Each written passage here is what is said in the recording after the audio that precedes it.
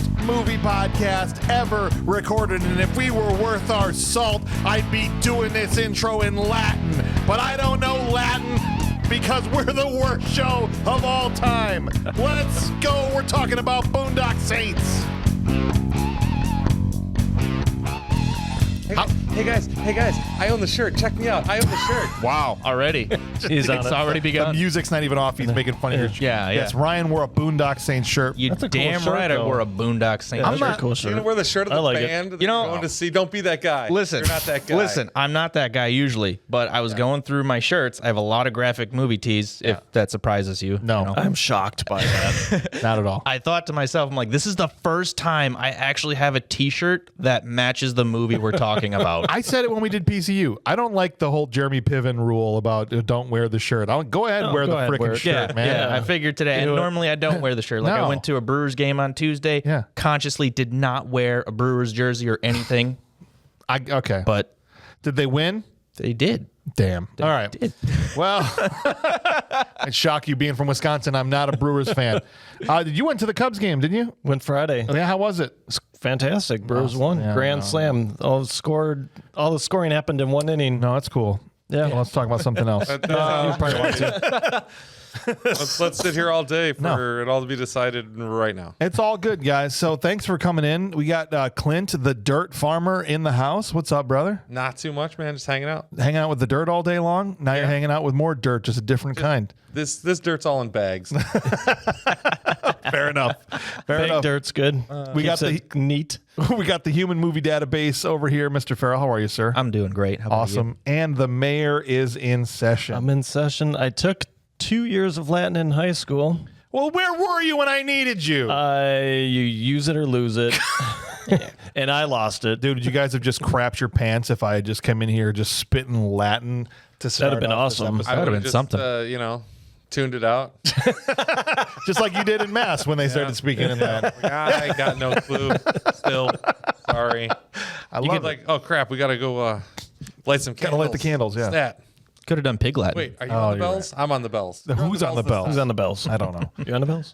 Well, we'll get into it. I feel like we got to bring this. If we're ever it was going to be a movie, we could bring our experience as altar boys to. You were an altar boy? We did it together. Oh, boy. Whoa. We were altar boys at the same time together. That's at the same right. Church. We did not do it together. All right. Well, that we did altar boy together at the same time. I'll choose my words more carefully. Anyway, let's dive into the vitals. So that it was everybody knows. fond memories for one of you. I guess. Yeah. We didn't get paired together often, especially after what happened. One entire week That's it. That was it. of Gosh. weekday mornings. Yes, and that was it. All right, so we're talking about Boondock Saints. Movie was written and directed by the same guy, Troy Duffy, the now infamous Troy Duffy. What a guy. Did you see his documentary? I love that documentary. It didn't paint him in a flattering light. Nope. And that was made by his friends. Ugh, that's terrible. Yeah. Yeah, it looked like he was a little bit out of control. Mm-hmm. He was that filmmaker that came hot on the heels of Quentin Tarantino with Reservoir Dogs and Pulp Fiction. All of a sudden, lots of scripts kind of like that were getting greenlit and bought up, and that's how you end up with Boondock Saints. Yeah. Yeah. I mean, More or less. He wrote it in 1996. Yeah. So that would have been definitely hot off Pulp Fiction esque vibes and whatnot. Well, in the late 90s, there was lots of these kind all of of movies. it. Yeah, exactly. And then like that was Guy Ritchie's big break, 98, 2000 with Snatch and Lock, Stock, Two Smoking Barrels and such. But yeah, Troy Duffy, who wrote it while being a bartender and had a grounds for writing it. Yeah. But man, like if there's a documentary that James is talking about, it's called Overnight. Yep. And it's basically about how he shot his entire career in the face. Yep. More or less overnight. He had a golden ticket. Yep. Boom, into Hollywood. Nobody got the script somehow miraculously in the hands of Harvey Weinstein, the famous rapist. That deal fell apart. Maybe we know how he got it. Here's my sister. Is that what you just said? No. All right. Nobody said sister. All right. And then that deal fell apart. He ended up cutting a deal with somebody else. I don't remember who. Yeah. But more or less, he got to keep a lot of money along the way. Yeah. Like he optioned it to Miramax for $300,000. Right. And he just got to keep that when the deal fell through. Right, but then he actually wrote a terrible deal after the Weinstein thing and got none of the $50 million that the movie made. No. After the fact. No, and that's a whole different story if you look at the history of Franchise Pictures, which ended up producing the movie, and the guy that ran Franchise Pictures who ended up getting sued by a bunch of people over royalties issues because of how they did their accounting. Yeah. I know. Fun stuff. Good stuff. But we're going to talk about the actual movie here today. Let's do all that. The movie that starred Sean Patrick Flannery and Norman Reedus as the brothers Connor and Murphy, and Willem Dafoe and David Della Rocco are the main stars of the film. And as we go through, there are a few more people that crop up here and there. The budget for this movie was half of what Weinstein was going to give him, $15 million to make the movie. When they wrote the second deal, it ended up being a $7 million budget, and the movie made $30,000. The movie made $30,000 in only 5 theaters for 2 weeks. Right. Now it made $50 million over the life of its, Exactly. DVD sales and all that stuff. Yeah. How so? Oh, this one was fun. Yo, that it didn't do anything. Just needed to be more places, I think. I truly believe the media machine was not turned on. Oh, no, I agree. No, they specifically torpedoed the release of this movie. Yeah. Because of Columbine. They shut it all down. Yeah. Yeah, right. Exactly. So it had that limited run. It was January of 2000. But people found it pretty quickly. I don't think it was that long before it was starting to get passed around. Like, oh, hey, have you seen Boondock Saints? Yeah, that was... You guys remember the dump bin at Walmart? Yeah. Yep. I remember Boondock Saints perpetually being in that $5 dump bin. Yeah. Right. And every time I would go hang out with someone, like, it would just be in their DVD collection. Right. Oh, And hey, it'd you've be got like, Boondock Saints. Oh, you got Boondock Saints? Yeah. Did you see that yet? And then, I saw it in like 2003. That was the first time I saw it. But it was funny how it became such a phenomenon, more or less based on probably the $5 dump bin. Yeah. Had you seen it before this? Yeah, absolutely. Okay, so any first timers? Was it your first time? I think it was my first time, yeah. All right, so one first timer, but everybody else. When I saw it come up and I got picked, I was like, oh, Willem Dafoe. Oh, my God. Yes, let's do that. Let's do all of that. Oh, yes. Yeah, so the movie, this is very high for us, sits at a 7.6 on IMDb.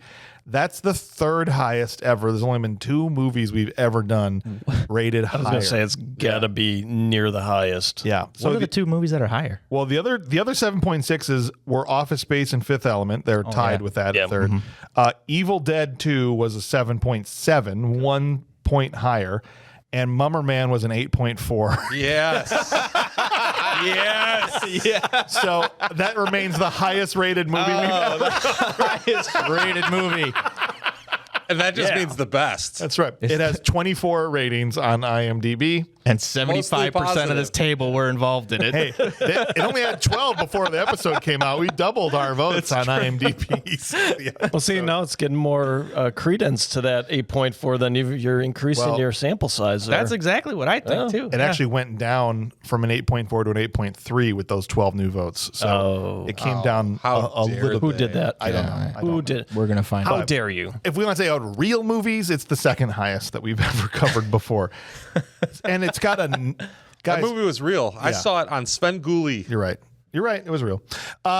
Here's the thing. So as you're wondering, and probably many of you are pissed off that it's even on this show. I'm sure we're going to get all the hate comments. We've talked about movies recently with big gaps between critics and audiences. Yep. And like Young Guns, I think was a recent one. This is an even wider gulf than that one. It might be the widest gulf we've had on the show because it's got a 26% critic score. That's really low. And a 91% audience score. That's solid. That's a huge gap. Yep. I mean, they're just huge. Again, how much of that was the critics at the time who did this movie when it was new and just reeling from the fact that we can't like this? I did a lot This would be terrible politically or for our own careers if we like this out loud. I actually did a little research. A lot of the, at least Rotten Tomatoes anyway, reviews were like 2006 and later. Yeah. More recent. I was going to say that to add to that, when this movie first came out, it was about a 13% on Rotten Tomatoes. So it's come up a little bit. So it's even doubled its its critics percentage since then. Yeah. I don't have them memorized, but the basic gist I got from perusing the log lines from these critics is juvenile, simplistic, overly, over reliance on violence with nothing to show for it. Basically. Entertaining, cool, good, fun. You know what? awesome. You know what? I agree with everything you all just said. The mind bending is the best part of this whole movie. I read them. I'm like, okay, so tell me you don't understand action movies without telling me you don't understand what action movies are about. Honestly. Yeah, exactly. Honestly, I'm just shocked at this one. 26 to 91 ridiculous. is a huge gulf, and hopefully there's not a wide gulf like that between you guys and us. You guys are close to us, close to our hearts, because you keep the show going. You listen to the show, you download the show, and you share it with your friends. And without that, Bad Movies Rule wouldn't be a thing. So sincerely, thank you to everyone who's out there listening right now. And thank you to everyone who's backed the show on Patreon. That's really the foundation of the show that we've built. It's how the show is supported, how we're able to do the things that we do. So if you haven't yet and you'd like to be a supporter or a backer of the show and get extra content for your trouble, it's patreon.com/badmoviesrule. It's all in the show notes. There's a link there, and you can get other shows that we do just for patrons. You can also get behind the scenes stuff. You can vote on upcoming episodes, all kinds of things. You can participate and do your awards on the show as well. So if you haven't done that yet, please check us out on there. I think even if you go on for free, at least you can see previews of some of the stuff that we've got on there and at least get a little bit of a taste, and then decide if you want to jump in and join us. It would really help the show out. Besides that, guys, it's time to pay the bills. Here we go. All right, time to jump in. It's St. Paddy's Day, 1999, and we're in Boston, Massachusetts, and we're in Mass. And I know I dropped a little bit earlier about how we were altar boys together, Yes. but let me tell you that the altar boy, when these two brothers just get up and walk onto the altar Yep. in the middle of Mass, I almost stood up out of my couch for that. Whoa. The visiting, I was on visiting board priest with the was visiting like, priest. I was like, what is going on here? Right. No, it's cool. Why? But why is it cool? Why do they get to there's? I mean, I love this movie, but there's a few things that annoy me, and I'm just. They're like painted Just a as few. these super Catholics. They've got their matching Mary neck tattoos Yeah. and everything, and they're just able to that's the altar, man. And Yeah. they go up there and just do whatever they want, willy-nilly, While we're giving sermon. while the homily is happening. Yep. Yeah. Right. And also like the craziest homily I've ever heard in all the times I'd ever spent in Catholic Mass. Yeah, I never heard As a one of kid. those like that when I was in Catholic Mass as The a priest kid. is like, yeah. whatever, we're going to talk about how this chick got murdered and none of you losers did anything about it. Right. Right? Yep. That's a very apt description. I mean, it's kind of basically what it is. It was. It is. I mean, it's the trigger point for the movie, though. Right. I just didn't expect it to come from. I think I that. get what you're saying. Is like to hear that in a church. Like, yeah, would you ever hear Well, a you know story what? like Right. that in a church? It's anarchy in there. People coming and going. They're walking up onto the stage. Yeah. He's talking about do something next time someone's getting murdered in front of you. Yeah, exactly. I mean, it's just absolute chaos. That's going to get more people. Asses in the seats, That's James. what Asses it's in about. the The seats. Catholic Yeah, Church has yeah. had a problem with that for the last 1,000 years. They haven't been able to fill the pews. That's how they're going to do it, right? Well, it's better than the Buddy Christ. The movie you can't get that movie anywhere right now. Dogma, it's like PCU was. You just can't. You can't find it. really. It's just nowhere. That's been a while. It's been a couple years that it was kind of taken off of streaming. And Yeah. Glad we own the hell like out that. of that one as Yeah. a I was group. gonna huh? say, right? Come That's on. good. man. I'm glad I got the special edition DVD. There you go. There you go. All right. Well, back to the Catholic mysticism that is Boondock Saints. The opening credits come on, and it's kind of intercut with them working at the meat packing plant. Yeah. Here's kind of the That's fun. Here's the character, the very brief character establishment point that they Right. they work in a meat packing plant and they live in squalor. You know, Yeah, they're living in like an old school or something. Because I saw like desks pushed up against. Yeah, it looked like an old school or something. Yeah, but they also have like them open showers. Showers in John's. Like, Yeah, it's like a high school type of like locker room. Right across the street from a classroom. Yeah. But then later on, someone makes a comment that it's like illegal loft Yeah, housing. that's what I was gonna say. They said it's later all- on it's illegal loft housing. Yeah, so. exactly. These guys have jobs, but I think they're just squatters in this gymnasium or whatever. bathroom. Well, that's or one way to public save money. whatever, Just right? squat somewhere, you know. I actually kind of came up with a theory last night about it all. I can't wait. We'll get into it later. Okay, well, you let me know when Teaser, it's that's a time. teaser. That's good. That's good. Yeah, so they come in, they're slapping each other with raw meat, you know, like you do when you Right. work. At a meat packing place. Yeah, it's like and then you send it out I'll to tell the you. store to be in the butcher, in the butcher's case there, and you take it home, smoke it up, and then you wonder why you got E. coli later. It just came from Sean Patrick Flannery's face. Right from his face. this tastes Yanked like it right out of his nose. Norman Reedus. Tastes like this chicken leg tastes like Norman Reedus. Yeah. I guess it'd be less gross if you work around meat all day, but I found it very off-putting. I did. Yeah. I was like, I man, thought it was kind of funny. You know, I'm I friends. laughed. Oh yeah, it's Well, funny. it's funny, sure. But at the same time, I'm like, Yep. That's why you got to get that stuff up to temperature, man. You'll be fine. You'll be fine. they also have a new trainee that they're training. Her played by Dot Marie Jones, who anybody that's ever watched Glee before is probably the biggest thing that she's known for. And she's in the new commercial thing about it, that won't fit. That's not going to fit. I can't remember what the company is, but she always like knows if a couch is going to be able to make it through a door. Or whatever. Yeah. Anyway, she's She the new follows trainee. Bob everywhere. Yeah. That's not going to fit. And she gets offended within 4 seconds of working at this meat packing company. Yeah. Okay. Yeah, that checks out. Yeah. Completely goes The off. rule of thumb. The rule of thumb, and then goes completely on this tangent about how in 1900 it was still legal to beat your wife as long as with a switch no bigger than the diameter of your thumb. Right. This is how you start a job as your new trainee, this, that, the other. All right, the rule of thumb here is, how dare you bring I up know. the rule of thumb? I was like, hold on, is this 2019 or 1999? Right. Like, what? Like, Yeah, what you know. year is this? what is they are way ahead of schedule on this thing. Did they AI put this in there via AI? Funny thing about that is his reaction was just like, well, maybe it should have been the rule of risk. I love his reaction. She just totally Holds lays his him out. thumb up, says, can't really do much damage with that now, can we? Perhaps it should have been rule of wrist. That's right. And what's funny about that is we usually do a lot of research, but I researched this total BS. Yeah. Oh, yeah. There was no rule of thumb. In Yeah. fact, in the mid 18th century, some satirist came up with that as a way to talk about the failing health or losses, whatever. But it was like a joke thing that they wrote in a newspaper, and it's taken on this thing. This is how it used to be back then. Welcome There to America. never was a rule of thumb. Well, I'm where you glad could you beat your cleared wife. that up for me. Never ever was that ever a thing. Yeah. All right. Yeah. There we Yeah. go. See? All right. Women everywhere are safe. Knowledge. So that's not what they Not a mean thing. by make America great again? Oh, my Good God. Lord. This is when we meet Rocco. He comes into the Irish bar. They all hang Yeah. out in Doc's Yeah. bar. And he comes in and gives us the little text blurb about him. He's a package boy for the Yakavetta family. Yeah. Family. Yeah. James's favorite. I love it. Text blurb. Just tell me right away. Who is Text this blurb. person? Yeah, just Where'd put they it go up to there. school? What's their favorite color? Right. Just give me their stats like I'm watching, Monday Night Football. Yeah, man. Put it up exactly. there. Yeah. The David whole- Del Rocco, Boston University. Yeah, the whole beginning of this movie was shot in these just person enters room, boom, break, information, and go. I love it though.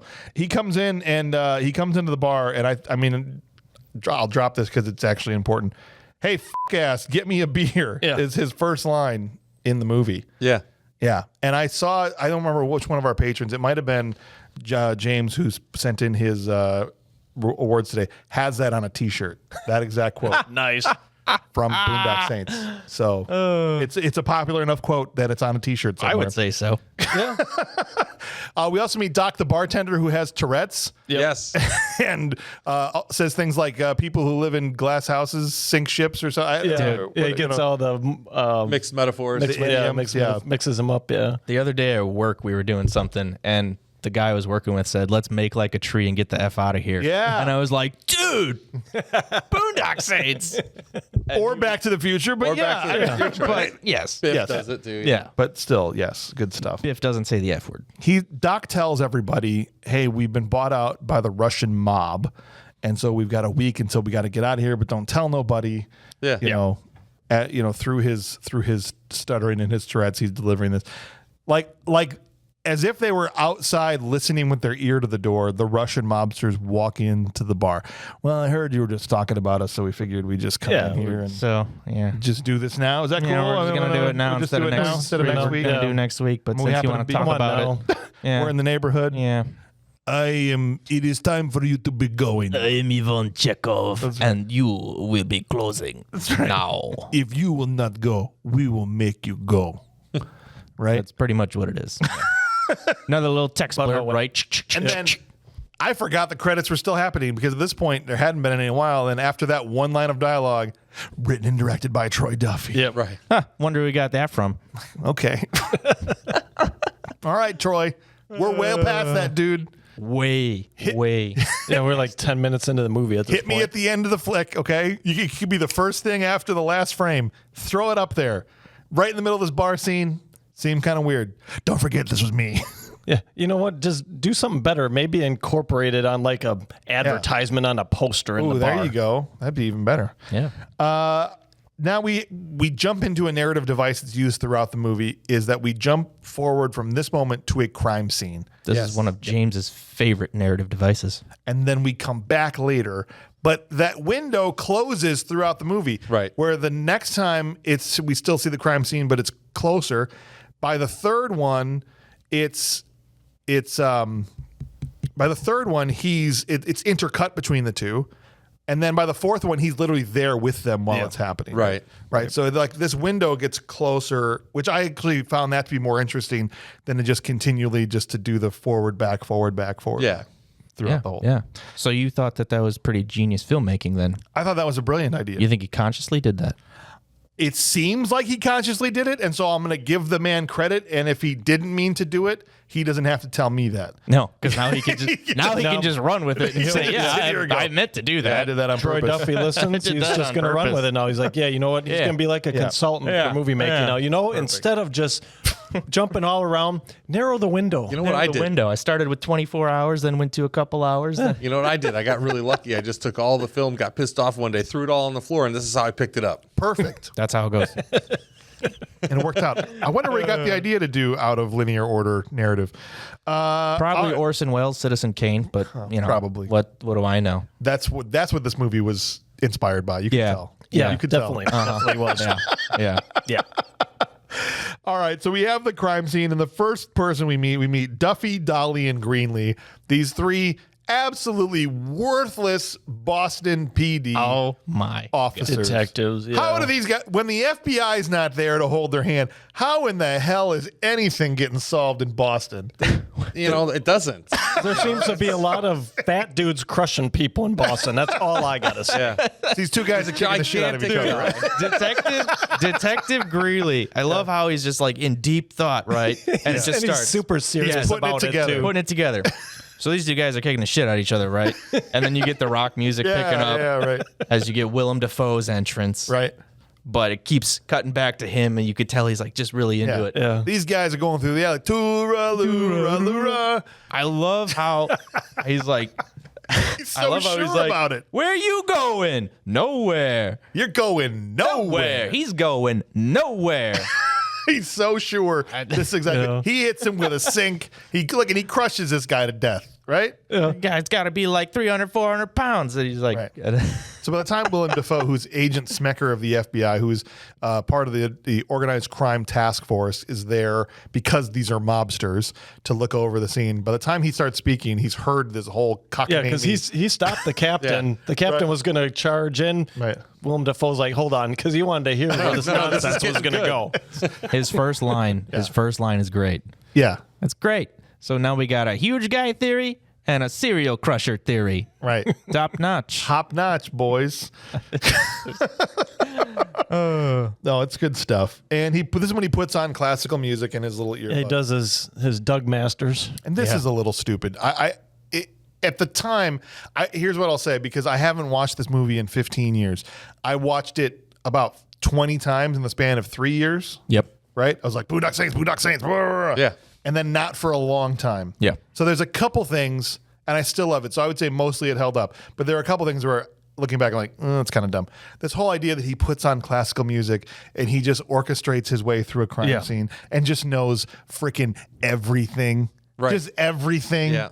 He read the script. Exactly. Right. He knew about the water. Like, man, see if anyone's complained about water in there. Like he's been there 4 minutes. I mean, he's experienced. I get that he's experienced.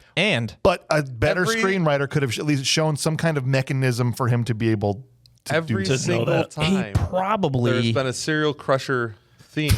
This is what's happened. So that he just went with past experience. I think he just ripped it off from The Professional. Yeah, maybe. I haven't seen The Professional. Oh, Gary Oldman does the same thing. Does the same thing. In a different fashion. He does that while he murders people. But, you know. Got it. Yeah. Okay. Yeah. So he's going around. He basically is like, all right, you're going to find 2 slugs over here. You're going to find some casings. Get me those. Check on the water in the building over. He just knows everything. And they ride the elevator up. Sure enough, there's water leaking from the 4th floor. Like, goes, the ass kissing starts with you. Right? Yeah. Greenlee sitting there standing behind him. When he says, oh, maybe I'll just be wanting a bagel to go with my coffee. Yeah. I'm not getting him a freaking bagel. I'm not giving him a freaking bagel. I should have next scene had him eating a bagel. Doc, then the bartender shows up at the hospital where the boys are there in robes. And at this point, it's unknown to us what's happened to them. But he's like, you boys all right? And, he's like, the FBI came by the bar and gave me this freaking thing. Oh, he freaking gave me this. That's right. He gave me this. And he already he's like, they told me it was self-defense, so you're not in trouble. And he's like, how'd they know that? Or they haven't even talked to anybody yet, right? But guy's so good, he even knows that it was self-defense just because there's water in a puddle in the alley. Yeah. And there was a slug under the body. And there's a slug under the body. Oh, it was self-defense. Yep. Mm-hmm. Okay. Here's the thing. In this situation, don't they at least usually arrest, charge, let them prove it's self-defense? Usually. In important situations. But that's how it happens now. But I think you're supposed to be innocent first and then proven guilty as opposed to... Right. Okay. And they didn't have, I guess they didn't have evidence against him either at that point. It just looked from the scene like self-defense, but. Plus they came in, turned themselves in, talked about it. Right. After Greenlee said, oh, they're miles away. Yeah. So back at police. Also, there was, I don't want to leave the hospital yet. There was nuns with had a black eye and was like bleeding out of her face. Are there people just going around beating up nuns? Well, that's why the homily was what it was at the church. That's ridiculous. That's why Father whoever, given the homily, had to tell his congregation, you know what, pussies, get out there and stop this. I think that's exactly what the priest said, actually. I think those exact words. Sure, that was pretty close. The old ladies kneeling on their almost had heart attacks. The pearls are being clutched. Well, I get why these guys want to take justice into their own hands if nuns are getting beat up and nothing's happening. Right. But back at police headquarters, Dafoe kind of storms in. I want to know which one of you pod-pulling sissies leaked this to the press. Right? Yeah. So now the press knows these mobsters got killed. Yeah. And he's like, nothing in our far-reaching computer system has turned up butt kiss about these 2 guys. And all the neighbors say, they're angels. It's wonderful. It's long wonderful monologue. Yeah. Oh, yeah. I mean, Willem Dafoe crushes it. But angels don't kill, yes. he says. Yes. And this is narratively doesn't make a whole lot of sense because every other part in this movie, Smecker loves these 2 guys and he lets them off the hook, knows it's self-defense, but then for 2 sentences in this, he's like, oh, these guys aren't angels. Angels don't kill. Are they dangerous? Are they armed and dangerous? Not armed, but they're very dangerous. Yeah. Well, this is still before he knows them. This is still before. But he's already said it's self-defense and they're not in but trouble. at this point, they haven't turned themselves in either. He's assuming he's going to have to chase people down. Yeah. And they're going to have to close this thing down with like, hey, we can't have serial vigilantism kind of thing going on here. I guess, but it just seemed a little dissonant to me. But maybe it's part of his character arc. His character arc? Yeah. Yeah. Defoe had the best character arc in the whole movie. It's a triangle. To go? I don't think it was his character triangle. His character arc to go from FBI agent to cross-dressing vigilante faux prostitute. Yes. Yeah, it's a triangle, not an arc. Cross-dressing faux prostitute vigilante. Yeah, definitely a triangle. That's right. Perfect. Yeah. All right. Yeah. The Greeley's like, look, there's no way these guys are coming in here. I love what These Greeley guys says are miles here, away too. by now. We had a better time dragging it. Was it a potato Through South Boston. saying, Might as thanks well- for thanks coming out. for And then he Coming out. comes in and he says, "You'd have better luck with a beer." That's right. Yeah. In the boys come in. But the then best his face is just like, his face, and then off screen, Greeley or Defoe. Hey, Greeley, onion bagel, cream cheese. Right. The boys get into the interrogation. But before that, we get the flashback to the bar fight.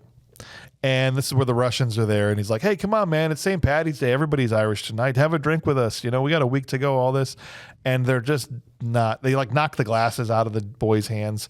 And this is when Rocco goes, hey, your pinko commie mother sucks so much dick that she looks like an egg, which doesn't make any sense. No. That's like a Bob Hauser insult. That her That face checks looked out like for an egg. Rocco, though. Yeah. Yeah. So yeah. the other amazing part about this is he gets punched, Rocco, mid-sentence. He gets punched so hard that he falls down, but his voice just lingers in the air. Yes. Sure. Just We're gonna say that's what happened, and it wasn't just a bad mix of ADR. it's like Chekhov just knocked the words right into the air out of him. a 2-second difference, not like a little bit. He is knocked quite- unconscious, and his line is still going. Right. Yes, it's quite noticeable. I was like, hey, he really wanted to get that out. It just his whole thing. We're getting this whole line out, no problem. And then is it just me, or did they go? Was that a double dick punch that the boys Oh yeah. Yeah. went double for? dick Drop double down and- crescent cock punch. Yeah. Just immediately. Immediate uppercut. They took these guys apart. It wasn't even barely a fight. Got Norman Reedus breaking bottles over one of the guys' heads. Throws him on the table, lights his ass on fire. Yeah. Like chained him to the bar. I was gonna Like say. he couldn't get off. Throws him down the table, chains him to the bar, lights his ass on fire in self-defense. In self-defense. In self-defense. Yeah. What happens after? Because that's the last time we see them until he's kicking their door in a minute. Yeah, they threw him out. They went to bed. Life is over. Bar fight done, right? You just light somebody's ass on fire and you go, okay, Bar goodbye. fight's done. Yeah, they went home. They got See you later. bandaged up. They felt real bad about this and decided to go and So what? These boys just went to the ER. no, probably went back to the lair. They went back to the mob doctor. The mob doctor. They probably went to the mob doctor So they and got kept- patched up by the mob doctor. So they put ass bandages on this guy, and he Yes. wore the same clothes. Yes. Yes. Yes. This guy was so pissed off because the mob doctor was making fun of him the whole time about getting his ass lit on fire. That's what made these guys so upset to go back and do something about it. Yes. Is that because why? I'm like, why do you still have the same pants on? They didn't have time to go get different pants. They're like, we're not going to allow you to get any more mob clothes until you take care of these idiots. That's what happens. Yeah. Like your Nope. standard issue Russian Sorry. mob Yeah. gear. You've got to wear your standard issue Russian mob uniform with that ass burnt out of it until you fix our problem. Like, come on, get changed at least. Put some sweatpants on. Uniform boat was late. We don't have any extra uniforms. You're going to have to right. wear your ass burnt out. And so, yeah, they go kick the door in on their dilapidated loft. How the frick do they know where these boys live? Precisely. No one said it was a good screenplay. How do they know where they live? How? Well, Doc sure You know as what? hell didn't tell them. I'll tell you this. I'm glad you're thinking that, but I Yeah. want to know, how did Sean Patrick Flannery know exactly where they were going to take Norman Reedus to shoot him in the alley so that he could specifically drop the toilet on him? Well, that of all the problems I have with what's about to happen, that's like 9th on the list. That's 9th on the list? okay. We're gonna get to that. I'll admit that there's about 9 problems with what's about to happen, Yes. but Yeah. I placed the toilet Let me at number 1. preface this before we get into the scene by saying I love this scene. Who doesn't? Yeah. It's so It's- stupid. It's so Suspend belief. Here. so dumb. so Okay. it's so illogical, But it's that awesome. it's awesome. Yes. Yes. So don't get this twisted when I say I've got all these problems with it. It's great. Yes. But yeah, the issue number 1, how the frick they know where these two live. Okay. Yep. They kick the door in. They got their ass bandages on. They tear them out of bed. I like Norman Reedus. He Like, was it's just a bar walking fight, dude. Real fast with Oh, ass yeah. bandages. Yeah. Yeah. I mean, yeah. you catch me at home taking a nap. I'm like, I'll get them tomorrow or something. That's Right. Yeah. Maybe my ass heal first before I go kick this door in. Anyway, And now his motive is, I came here to kill you, but instead, I'll kill your brother. did you notice Here's a ridiculous thing, number 2 about this scene. Yes. And as he's telling him that, they've chained Connor around the toilet. His hands around the Handcuffed him toilet. to a So he's toilet. been forced. Yeah, he's been forced to handcuff himself around the toilet. While he's doing that and giving the speech about I was going to kill you, now I'm just going to kill your brother, he's pointing a gun at him. Did you see that on the end of the barrel of his gun was a hammer and sickle? Yes. Yeah. I'm like, these Yes. dudes are so Russian. So Russian. Yes. Yeah. That even their guns have the freaking, that'd be like an American flag right underneath the hole where the bullet comes out with an eagle painted on the front of the bullet. Right. The whole barrel's like an eagle. If we saw that, we'd be like, that's ridiculous. But here are these Russian mobsters with the hammer and sickle on the barrel of the gun. That's what Everybody made, got that? Okay? That's what made those guns so valuable later when they traded for an entire room full of guns. That's That's true. all. These are- Expensive. And rope. and, And a rope, yeah. So that's number 2. Then they take, and I do like how Norman's like not even scared. He's like, it was just a bar fight. You guys are pussies. Like as they're Yeah. taking him out of the bathroom. Sure. Yes. Yes. At Escorting this him point- out. We get Connor. Ignore the blood sponges he's squeezing in his hand that you can obviously see. It doesn't matter. It doesn't matter. His hands are bleeding from the effort of trying to rip his hands. Handcuffs. Yeah. Just From the shredding handcuffs. his wrists. Yes. And this dude hulks out and rips the bolts out of the floor in this whole broke the toilet. It didn't. Yeah. No, it broke the porcelain part of the toilet. Yeah. The Yeah. closet flange was still bolted down. Was it? Okay. Yeah. Like it was loose and stuff, but when he goes out, that He part starts of the to toilet's drive his missing. shoulder into Yeah. the tank Yeah. a Dude, couple times. Because that'll loosen it up and they'll break those things. His scene of him just shoulder checking the tank, though. Yes. Man, he goes for it. Him I'm being pretty able to sure. rip the toilet up might be one of the most believable things in the Yeah. movie. I don't think that's that far-fetched. I was gonna say, I'm positive that if it's Yeah. bolted down to the floor well and stuff like that, we can lean into the tank pretty good. Yeah, we there's could break weak that. points. Get the Yeah. tank separated. Yep. Sure. That's probably the most realistic thing of the whole scene. That's what I'm saying. So, of this so whole scene. I'll give him that. give him Boy's that. got the, now he's bleeding profusely from his wrist, holding a toilet like a newborn baby. And now they've gone they're on the 5th floor, 5 flights down into the alley. And Ivan's got him kneeling next to a dumpster. And the dude just, for whatever reason, takes his sweet ass time shooting him. Let's not kill these guys in here in this shithole that they live in. Right. Let's take them outside into the street in the daytime where there's people, Sure. and we'll do it right here. Yeah. We'll do it right here, but I'm going to think about it for however long it takes him to get to the roof. Yeah. Because he's kneeling down there for quite a while. Yeah. I mean, he gets down Gun pointed there at him. because you get that smash cut to like Connor's now on the roof. Right. Yep. Yeah, so he takes the toilet and climbs to the roof with the toilet. Yeah. Yes. And And toilets are not light. There's fuel barrels and things that he is climbing on top of, Right. on top of this fire escape at the top of this building, which is at a minimum 5 stories high. Yeah. Because they're on the 5th They were on floor. the 5th. Yeah. Maybe there's more. I don't over them. I don't. Maybe yeah, they're who on the knows? top, but either way, Who knows? he's going Either way. up. Minimum of 5. He's now on the roof. Directly below him is his brother kneeling next to a dumpster. This guy, through the chains of the cuffs, he just Throws- dumps the toilet over the. and almost lands on his brother. The lid misses Norman Reedus by this Right. much. This is a legitimately awesome move. He throws this thing and then himself, but somehow they get to the ground at a whole lot closer time frame. So he accelerates faster than this toilet to get there. The Yeah. thing explodes. yeah. I remember the first time I saw this, he dumps the toilet on the guy. I get that. I thought he was then going to jump into like a dumpster full of that's what I like was thinking. feathers too. or something or whatever. No, Serial crushes this guy. just on top of another human from 5 stories in the air. Yeah. He's fine. Yes. I mean, he's got to get Ish. picked up and carried away. Yeah, yeah, but he's but- Yeah, like get carried not away. hobbled in any way, shape, or Yeah. form. Not Okay. after the fact. No. But No. yeah. And then Reedus gets up, Murph gets up, and just beats the guy to death with the top. And those things are heavy as hell. Yeah, dude. those are heavy The too. top of the tank, toilet. Oh, yeah. the Yeah. lid, Yep. just beats him to death with it. Yep. And they grab the money and the watches. Grabs the and money, their runs pager to and the guns, the pager, everything. Yeah, this worked out perfectly. Yeah. I'll tell you. And then he picks him up and puts him over his shoulder. Yeah. And that's probably the most realistic picking up a limp body scene I've ever seen. Oh, yeah. Like of all the war movies where, people are just like, oh yeah, nah. Like Yeah. he has to work for it in this scene. This is something that I think is a through line of the whole movie.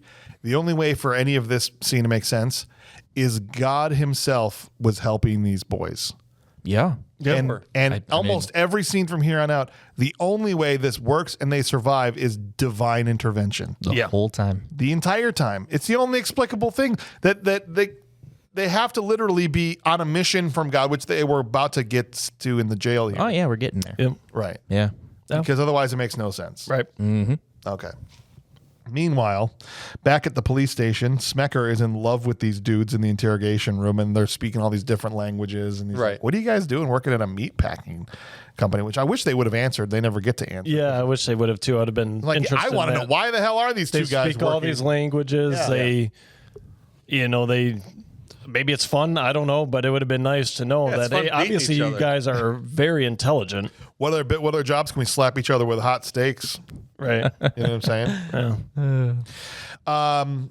Cop comes in like, hey, the press is going crazy for these guys. And we let them, whatever. He's like, oh, it's up to you guys. You're not being charged. We're just going to let you go. The investigation's over. Took literally 10 minutes, barely an inconvenience. I already knew before you even showed up. I knew it was self-defense. Okay. So. Can these guys sleep in a room in the basement? We got a holding cell empty. Yeah, right. It's okay with me if your friends sleep over. I love that line. And the way he delivered it, too, was just kind of creepy. It's like, Everything Willem Dafoe does is slightly creepy. It is true. Lifetime.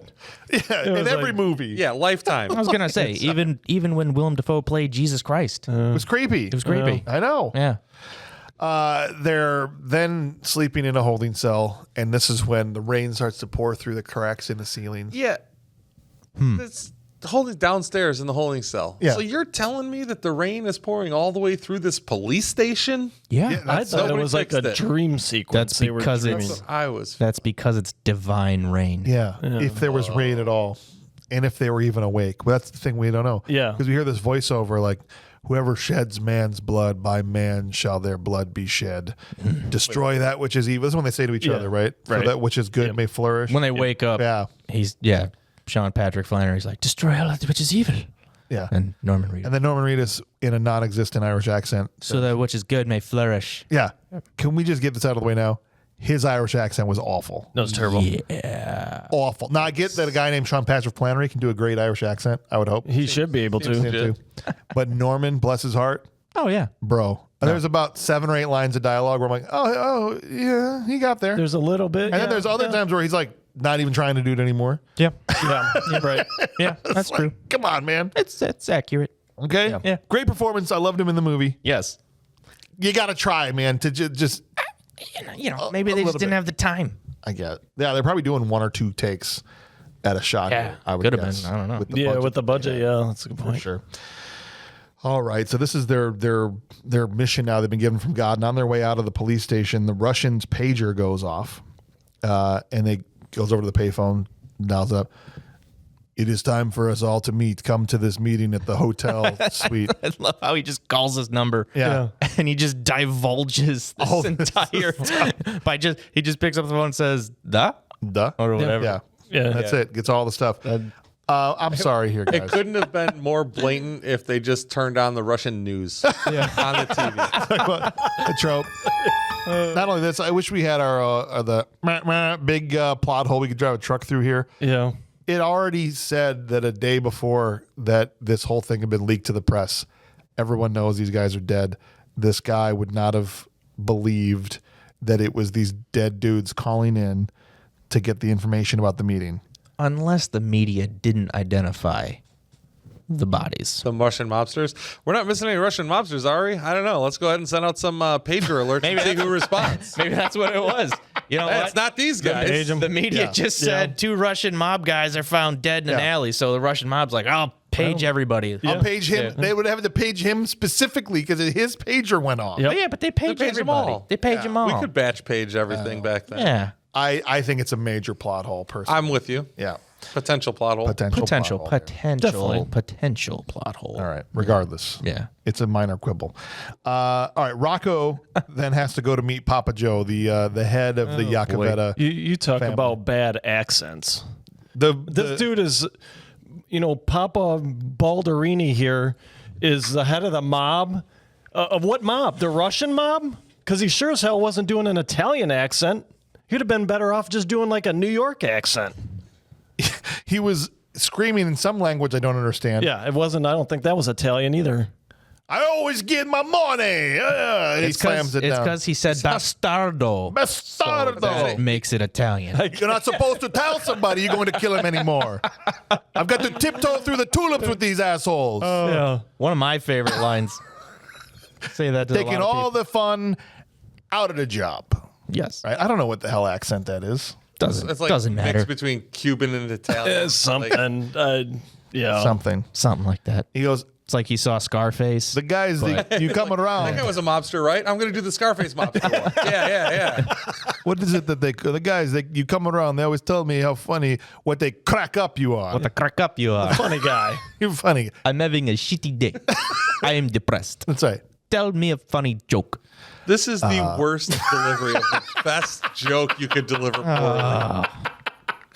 I thought he killed.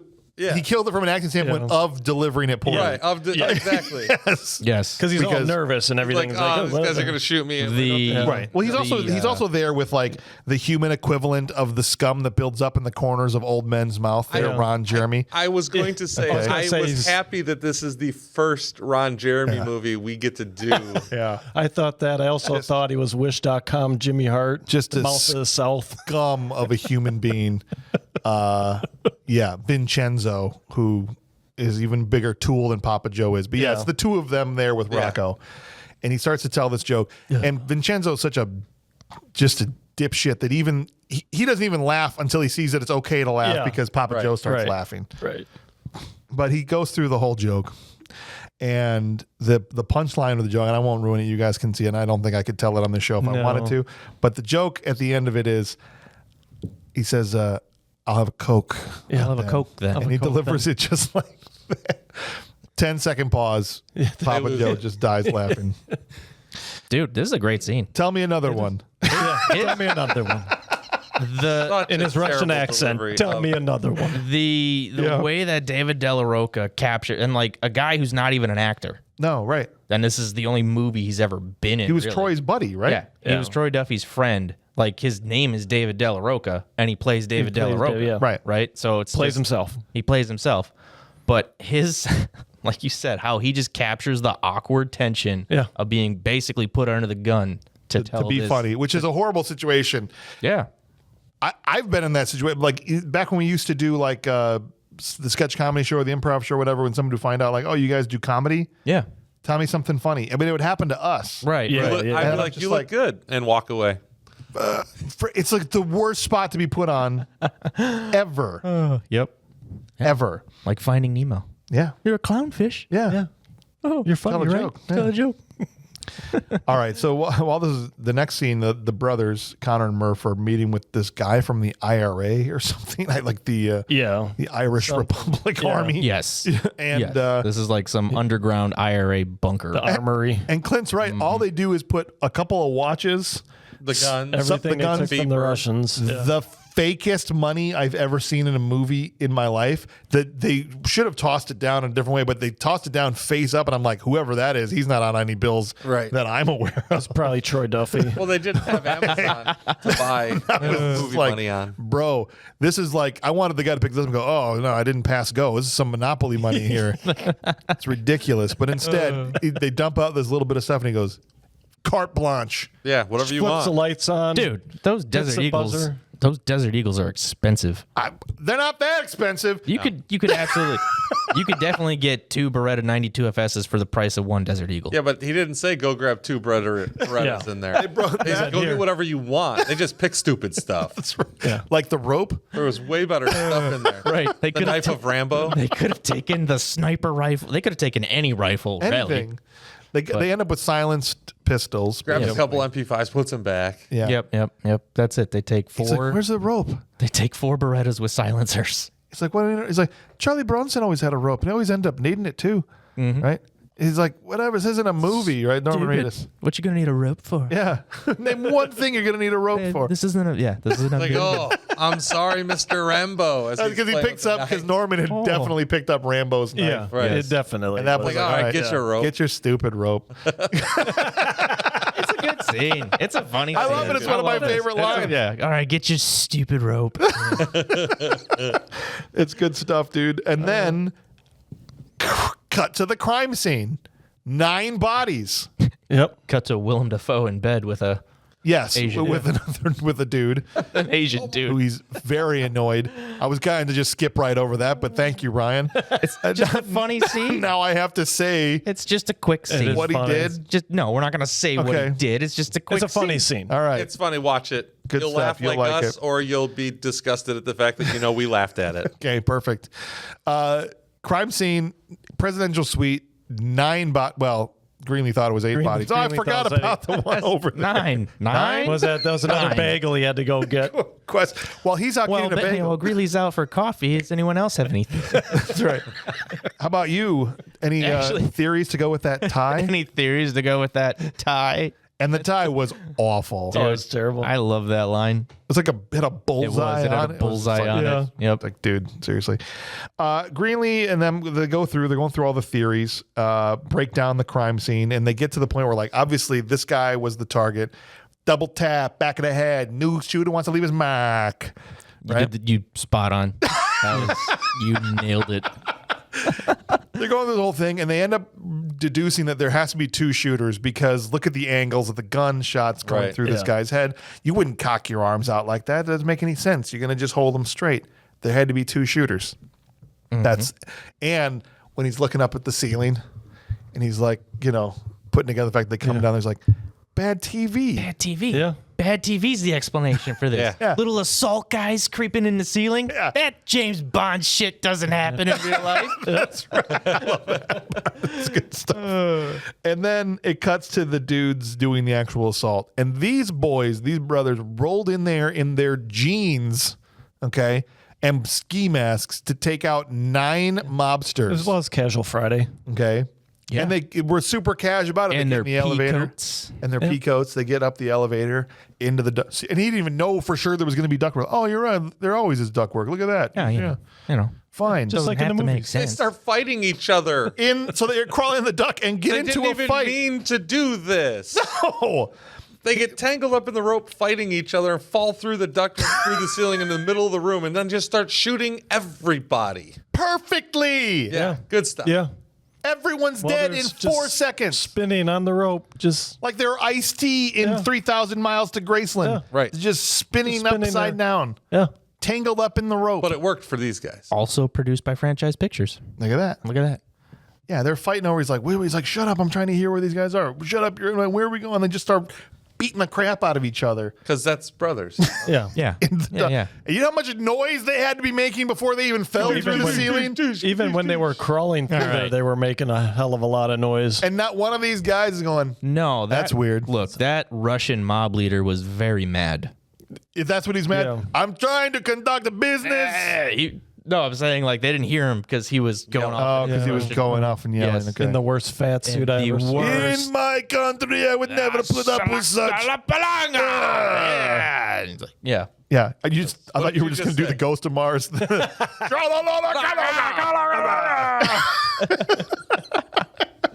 Yeah. Yeah, and so these dudes come down and they shoot everyone perfectly while hanging upside Yeah. down in 4 seconds. They're all dead, and the squibs were awesome on these were. dudes. As Mind it's you, going on. Yeah. these guys are not shooters. No, Right? no, Or are they? they're missionaries from God, basically. Yeah. Yeah. So whose soul did he give don't them? know. Yeah. Yeah, well, The squibs are awesome. They speak Italian. The They fits, speak German. The fits were not. I don't know if you guys paid attention. Yeah. These are some of the worst dressed gangsters I've ever seen in my life. And it wasn't until I watched it the second time and it's going slow motion. I'm looking at, because the first thing I watched is just the squibs and the blood. And you're like, Yeah. okay. Sure. You're like, what? Who dressed these people? A couple of these guys. thought they were dressed like, a little You weird. came to an important mob meeting like that? That was your holdup on it? That was that was my their hold up on it. choice of These are clothing? supposed to be high end Russian gangsters. He goes, I have dossiers on every man in this room. Like these weren't low level functionaries, Right. And this dude looked like they got dressed at Kmart. the budget was budget, man, budget. high. I think they brought their own clothes. I got to shoot this scene. Troy Duffy told me to be here at 1 o'clock. What should I wear? They just asked the stuntmen, Go to your closet. can you Whatever. just bring something from home? They were just grabbing guys walking down the street. You want to be in a movie? Nice suit. Nice.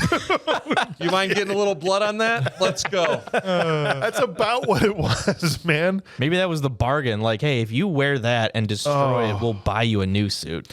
I do like that the doorbell rings, and right before the doorbell rings, name one thing we're going to need a rope for. You know, rope is hanging. Yeah.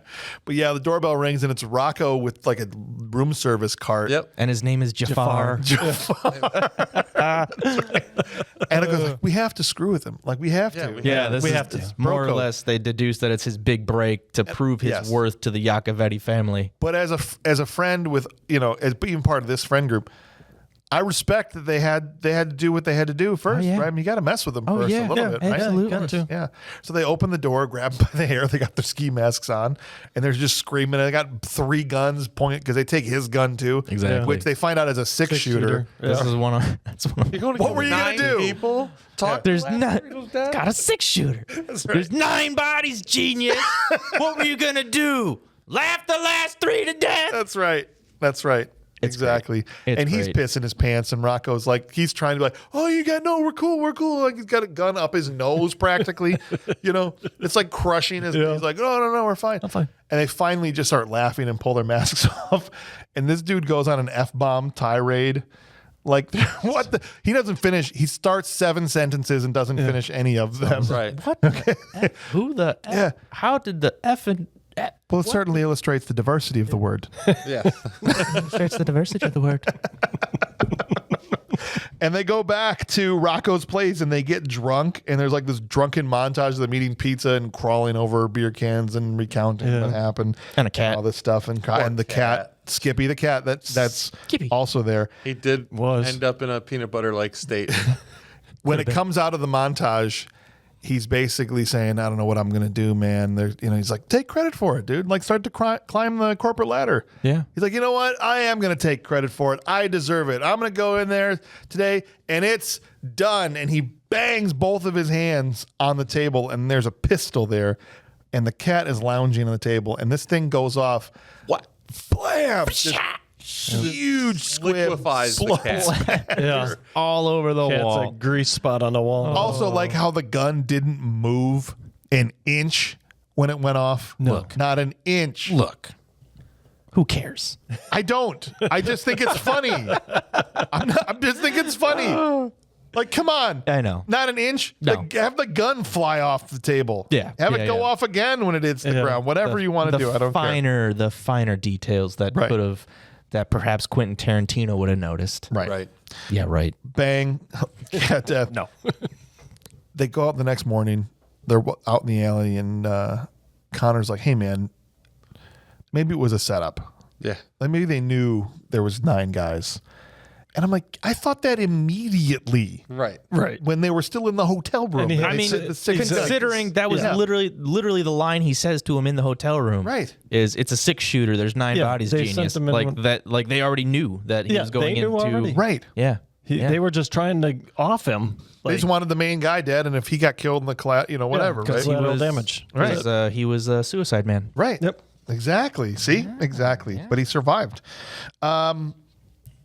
So Rocco takes off for a while. They get a weird phone call from him, Catch you on the flip flop. on the flip flop. I don't know about And- you guys, but I was digging those old Pepsi cans. Yeah. Legit, dude. Yep. I love seeing the old logos Yep. in You movies. remember when Total Recall came out? Yeah. Total Recall's about the future. I know we're going off Yeah, the car. no, it's That's fine. when I first noticed, like, that was the first movie out after they changed the logo on the can. Yeah. It was about going into the future. So Yeah. they missed it by like 6 months. Right. Just if you're gonna, almost just make your own new Pepsi logo if you're going to do something Right. 200 years in Right. the future. You have better luck doing that, right? Yeah. But Pepsi wants their logo because they want to sell Pepsi, so Right. that's the Yeah. problem, Right. Right, exactly. After a little while, Rocco just busts into his apartment later that day. Trixie, his girlfriend that he said hasn't been around for a couple weeks, is already back with her girlfriend, Right. Yeah, clearly in some Ravy. It's Passed kinda out on the couch altered in a- state. some Drug altered state. stupor, Yeah, yeah. exactly. He buzzes, we gotta get out of here, and he's literally throwing like an iron like a clothing iron into a bag and just like with the iron in his hand. and she's like, "Where's my cat? I killed your cat. You killed my cat?" This is one of my favorite lines. Oh, yes. He walks up, "I'll shoot myself in the head. You tell me what that cat's name was." And they pull the name. Yeah. Oh, what color was it, bitch? Can't be so mean to her. Shut your fat ass, Yeah. Ravy. This Unbelievable. always been my favorite line from the movie, even though it's so. Go ahead and drop it because it's the best line in the movie. Oh, What he you says think to, what he this says to Ravy? It's Shut your fat ass, Ravy. I can't buy a pack of smokes without running into 9 guys, you It's so good. Yes. And then they just get and even the brothers like, hell yeah, I love this. Let's go. Right? Norman's like, I love this shit. Did you notice too? They put a poster up over the cat grease spot. I did notice that the second time. It's But the it's tiniest. still all bloody. It's still huge. But there's the tiniest little picture of some girl taped over like they're covering. It's the most man cleanup job man of all time, right? Yep. Man It's like fix. throwing the milk over the newspaper over the spill on the floor. Yeah. Yep. There you go. No more wetness. Yeah, hilarious stuff. At this point, they all get out of there, and we flash back to the diner to see what he did at the diner that caused this all to happen. And this is another scene, writing wise, that didn't make a whole lot of sense to me. To this day, he goes in there. There are these 2 mobsters sitting in a booth. He gets the dirtiest look of all time from the bartender when he walks in. Like, clue number 1. Like, right, why? How are you alive? right, Yeah. Everybody knows. exactly. That's why this guy's mad at you. Not just how are you alive, but like mad that you are alive. Right. Right. And these 2 schloobs in this diner are just like, they know we're good fellas now. This guy man. who's like totally trying to do the mobster on coke routine. Yeah. Like he's like, Yeah. we're the good fellas, man. We're gonna get taken care of. We'll get taken care of, man. None of the dialogue made sense. I'm like, at what point are they saying something that's some kind of revelation to Rocco? Other than at the very end, Rocco goes, so did everybody know besides me? He's like, yeah, even the bartender knew. But all the dialogue up to that, they're just talking about like, we did our job, man, and we know we're good fellas. And I'm like, Right. what? I guess you deduce that they all had a relationship and they all knew that Rocco was getting sent on a suicide mission and nobody told him otherwise. Right. But I don't know how that information was made clear to him that it was all, in that moment. It just could have been written a little better. I suppose. Saying. But Like the entire screenplay. well, You know. some of it, the writing's really good. But in this case, he just blows these guys. And I love the shot of it through the coat. Right through He the just coat. pulls Yes. the Yeah. coat. Yep. The squibs in this movie are phenomenal. Through the back of the diner table. Oh, yeah. The When booth. he just shoots him in the chest and it goes through the back of the through booth. the back, yeah. Yes. And then he goes and shoots the bartender and in broad daylight. He's like, I might as well have anybody posted see him? flyers. There's 2 other patrons who ran out already. They ran out. Yeah. Right. We're not going to not be able to draw a picture of this guy. No. Yeah. Now back in present time, they drive over the boys and Rocco, and they stop in front of the sin bin. And Rocco says that this is where Vincenzo always goes every Wednesday night to see the same stripper. And come on, guys, we got to do this. How do you decide who is it? Is there like a raffle or something? Like, come on, what are we talking about? It's like, I know all the people. I got them. I know who they're screwing, where they hang out. Me, I'm the guy. Yeah. Right. It's true though, because like to this point, I love the dynamic between them all, where they're just like, we don't really know how we're deciding who we're gonna kill every day, but we haven't really thought about it. Just do we're it. gonna do it every day. So All right. So he's like, well, I'm sold. We'll go in there. Yeah. And sure enough, they go in there, and Ron Jeremy's working himself over in front of the screen, which isn't even up yet. Right. He's got a movie playing or something. And the boys go into the little, it's like one of those peep shows where you put money in and then the door comes up and you can see the stripper. They go into the stage in the center. Right. And it cuts to a crime scene. But this time it's intercut. So we get the crime scene where he's looking through, there's bullet holes in all the glass and everything like this, right? yeah. then as he's saying what happened, we're seeing it instead of waiting to see it after. Does that make sense? So, Yep. And then Like so they you shoot said, up. the time. Yeah. Is, the time dilation of it is getting It's closer. collapsing, Yes. yeah. And so they, Ron Jeremy, time and space and everything is collapsing in on itself at this point. Ron Jeremy gets shot up, favorite part of the whole movie. And then the stripper passes out. Okay? Uh-huh. And you're already laughing. Because I thought this was pretty awful. Yeah. But I do at least I appreciate that Rocco acknowledged that it was awful. He's like, I got to make up for that boob the thing. boob thing, tit right? thing. And because he just cops a feel on this passed out This stripper. passed out stripper with her boob in perfect focus Yeah, in the right. foreground. in the foreground of the shot. Yeah, and he just kind of Rocco just does a little real look. quick and does a little caress. Yeah. And they, Like, what the? they're right. They caught him immediately. Yeah. Yeah. Then I'm like, why do they kill the other two guys? Because all of a sudden you see a $5 bill come out of one slot and $100. I was like, who's that guy? Yeah. Right. Good God, man. Yeah. Okay. The lines are quick. Yeah. But they're not great. Because all you hear is Rocco goes, let me do him because I got to make up for it. He's like, no, I've been waiting for this guy. Yeah, you Like, see, because what guy? they Who go is up it? to the thing and Look through the turn peepholes. around. They look through the peephole, and Sean Patrick know is these like, guys. Yeah. it's like a scumbag yard sale down We here. can come here every week. We can come here once a week and clean house. That's right. Yeah. Again, So- not really fleshed out really well. It just seemed like No, they were just decided no. to kill two more people. Right. Like they have an idea of who these guys are, but Right. we as an audience do not. Right. But they let Rocco do it. And at the same time, Defoe is deducing the fact that he's a cowboy because he figures out that he crossed over. Yeah, he's like, why This do guy- they have Good Right, shooting, right. crappy shooting. Yeah. And he's putting it all together. We got us a good cowboy. We got 8 shoots from Shitty. gun A over here and 8 shoots from gun B over here, but then Right. there's 2 more shots From A. from A, gun B from gun- over here. where he was killed with A. Right. Yeah. At this point, Yakavetta goes into a bathroom and talks to an old retired mobster that his dad used to run with and asks for Il Duce. The leader, the old Yes. leader Yeah, of he's the the old Italian Don. mafia. Yeah. Yeah. Yep. Why was And- he Irish? He's super Irish. He was as Irish as you get. Yeah. Il Duce Yeah. is played by Bill Connolly. And We don't know he's Irish till the end. Right. Yeah. But we know Bill Connolly is I know Irish. Bill Connolly's Irish. Yeah, exactly. So as soon as I saw him, I'm like, that dude's not Italian. right. That's Bill Connolly. I need El Duce. Okay. And they Yeah. make him sound like he's John Wick, like Yeah, in the he's like the opening. Duke. Like, he's a ghost. In 20 years, we used him 3 times. You do not want this guy, Yep. There's no stopping him. There's no stopping him once he gets out. I like how as they're intercutting it and it's just like Hogue in quotes. Yes. Maximum security prison. Yeah. Like that's Yes. the place. I mean, it's cool. I think it's cool. And they need 47 guards and with shotguns Dude. on every railway This- come or on. railing and every level of this prison. Dropped it. I like guy's the serious. I like the upward shot of the 3 guards and all kind of like Yes. like kind of like the step Yeah. increase of them all cocking their He's like, shotguns. they're going to lower a bird cage on him. Yeah, and yeah, everything. yeah. I'm like, Cage on him. Yep. They're okay, guys. Like he doesn't have a gun. And I'm, right? That's how chained up. dangerous he is, man.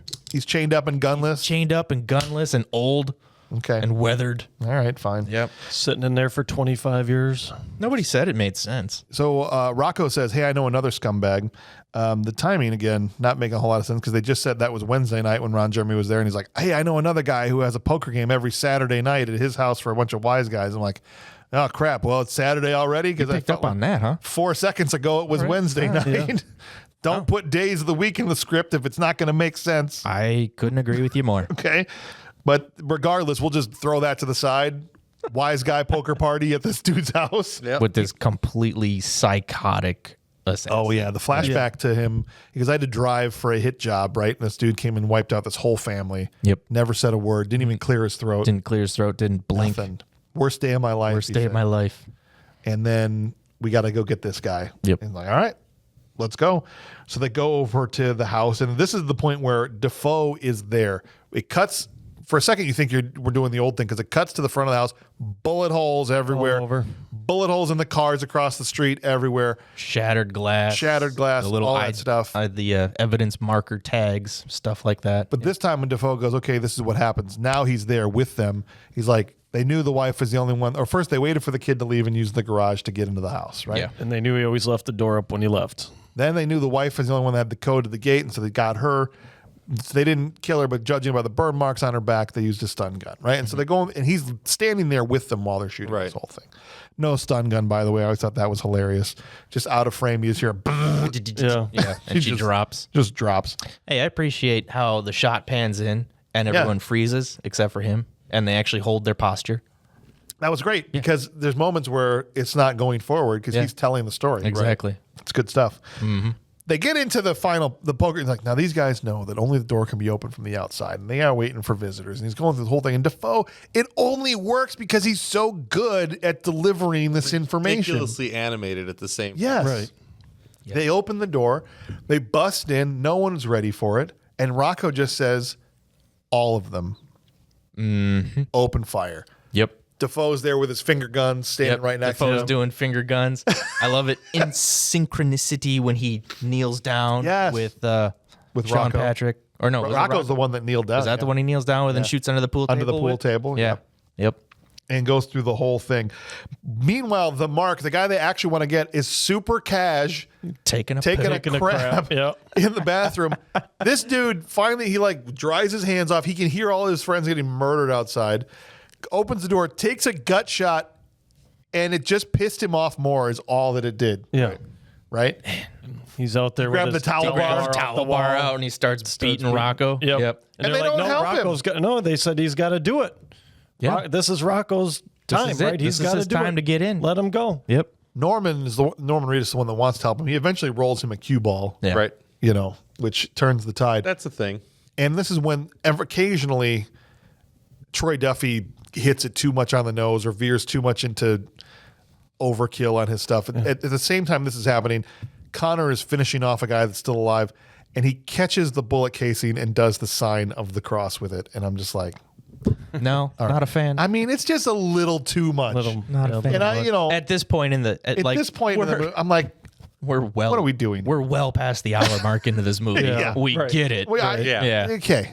All right. I don't know. I think the casing catching is really cool, but Fine, catch the casing. But then when he hit the sign of the cross and it's like him shooting a guy and then dapping up Jesus afterwards, right? Like that's kind of what it felt like yeah. to me. Like, what's up? All right. That's all. That's not even the main event of this crime scene. Right. No, At this point, they go back upstairs and it cuts to Dafoe, who 1 second earlier was still buttoned up, suit coat on, no problem. Now his buttons are all ripped off. There's a smash cut to him disheveled and sweaty, and his hair is all like. You can imagine he's been acting this whole thing out for some time. Right. Now. Yeah. Yeah. He's got a cigarette in his finger, and he's like, they come out the front door. They had no idea. 6 men with guns drawn. It was a freaking ambush. Freaking ambush. One was one guy with 6 guns. Don't give me stupid ideas. This time he was right. The one time Greenlee was right. He's like, for a few seconds, this place was Armageddon. There was a firefight, and then just unload. Il Duce's in the street. That was There's just only like one the guy. beginning of our episode. Yes, it was. Yeah. I can't believe they ripped us off. Wow. Yeah.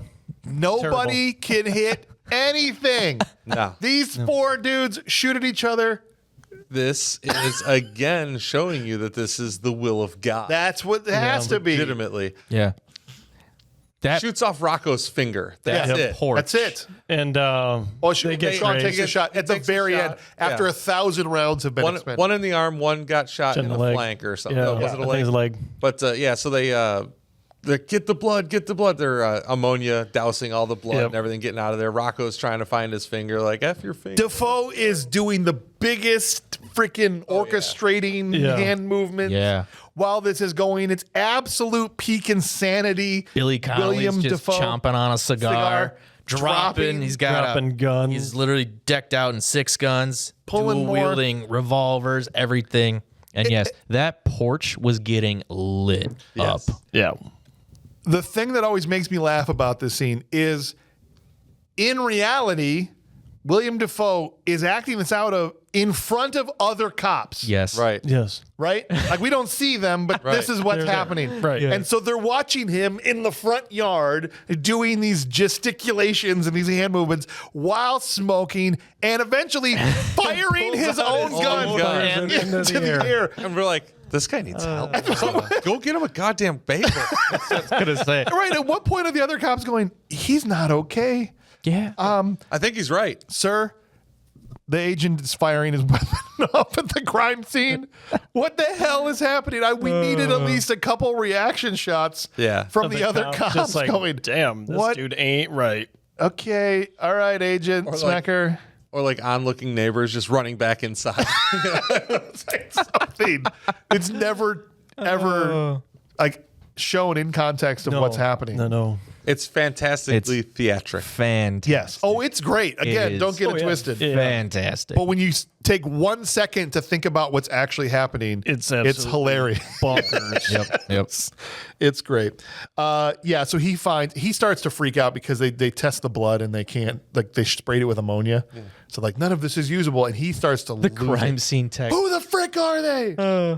Her one line is like, "There's a variable here that I'm not detecting," and he's like, Yeah. fingering the blood, Yeah, he sniffs smelling it, Holds it right up to her nose. holds it right up. It's ammonia. It's ammonia. That's right. None of this is usable. Frick. He throws a tantrum and does a somersault into the bushes and finds a finger and is like, Yes. I'm going to keep this for myself. I know we Pulls joke out about his- people being at 12, but this guy went ape shit in this moment. He did. Yeah. Oh, absolutely, he did. He's been building. No, He his has been knob didn't building have a to top this. number. It doesn't have a top number.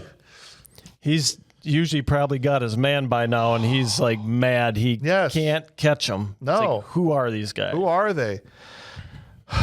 Now, Yeah, because all the variables aren't making sense anymore.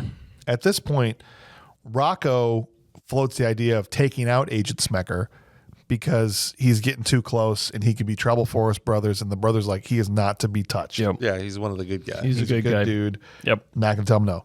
But because he went on a bender after the ammonia thing, Rocco drops the boys off at church and then sees Dafoe stumble out of a bar and stumble into the church where the boys are. Right. Yep. And he's got the genius idea that he's going to not listen to the brothers and take him out in the confessional Yeah, he's going into that he's the sleeping in Yep. because he's wasted. Yep.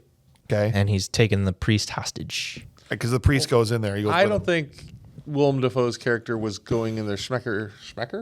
Agent Smecker, yeah. Smecker. Yeah, I don't Smecker. think he was going in there to sleep it off. He was going in there to seek the guidance of a priest. Yeah. No, but when he first got in there, he was asleep. Yeah, he definitely freaking. I mean, just No, he got in there and passed out. Yeah. I'm gonna say it's like a 2-for-1. Like, Right. I gotta sleep, so I'll just wait here, Right. and then I gotta talk to someone. And the priest comes in, and the priest he tells Rocco, who's in there with the priest, says, I'm sorry you have to see this. He's going to shoot and kill him. Yeah. Right. Right. But Connor goes in the confessional on the He other sees side him. of him Yeah, he sees him. and Yeah. pulls his head through the partition and holds a gun to his head. Yeah. It's very ridiculous. Quite. Have any of you ever given confession? Yes, well, I Yes. grew up Catholic, Yes. so yeah. So you can hear what's happening on the other side. Oh, yeah. You know, you're not going to No. hear the conversation of the other person per se because they do have a little ambient noise in there. But legitimately, you're not going to have this conversation and not have us hear Right. your conversation through the screen that's open on both sides. That's right. It's not like the one door is closed. He can hurt us, brother. Right? Like, who's that? Nobody. No, we're good. And the priest just plays along, and this is supposedly the moment where Dafoe, through the guidance of a priest, decides that what the saints are doing is right, and it's not only right, he is going to help them. Right. Right. And then he has a very awkward goodbye with the priest. And off he runs into the next scene. They're on the payphone with him, Yeah. telling Yeah. them that we're going to Papa Joe's house. And he only figured this out because of the finger. He did a fingerprint scan. So then at this point, he knew it was them Yes. and went and got drunk. And Oh yeah, that's right. Then Because he, he finds out that it's David Della. Yeah, it's yeah, it's the Rocco. fingerprint of Rocco, and Yeah. he's very confused as to why a package boy for the mob Yep. is Yeah. able to do all And then this. but then he Puts it back. remembers because it That's the guy who flashed brought him back. the clothes. Yeah, Clothes that's and other right. stuff. Right. Yep. Yeah, Yeah, that's that's important. okay. That was an important plot point, I suppose. All right, so they tell him we're going to Papa Joe's house, and then we're going to go to New York because it's getting too hot for us or whatever around here. Okay, but then Dafoe finds out from that gangster in the bathroom, who's also a CI, it seems, that all the guns are up at Papa Joe's house because he's worried about Rocco doing something. And he's blind, throwing urinal pucks, hitting them like dead on a dime. Yeah. Yeah. And Blind people are crazy. everyone thinks it's Rocco. So the whole mob is worried about Rocco. They don't even know about the brothers. Right. So the goon squad, he's got like four. It's literally just Papa Joe and four wise guys. Exactly. The goon squad. The goon squad. The goon squad catch the boys trying to come in through the basement. And so they have them prisoner and captured. And Papa Joe comes in first. He shoots Rocco's pinky off. And then they go have a little powwow. Like, hey, what do you? It's got to be the boys or the brains. We know Rocco's a moron. And then he just goes in and murders him.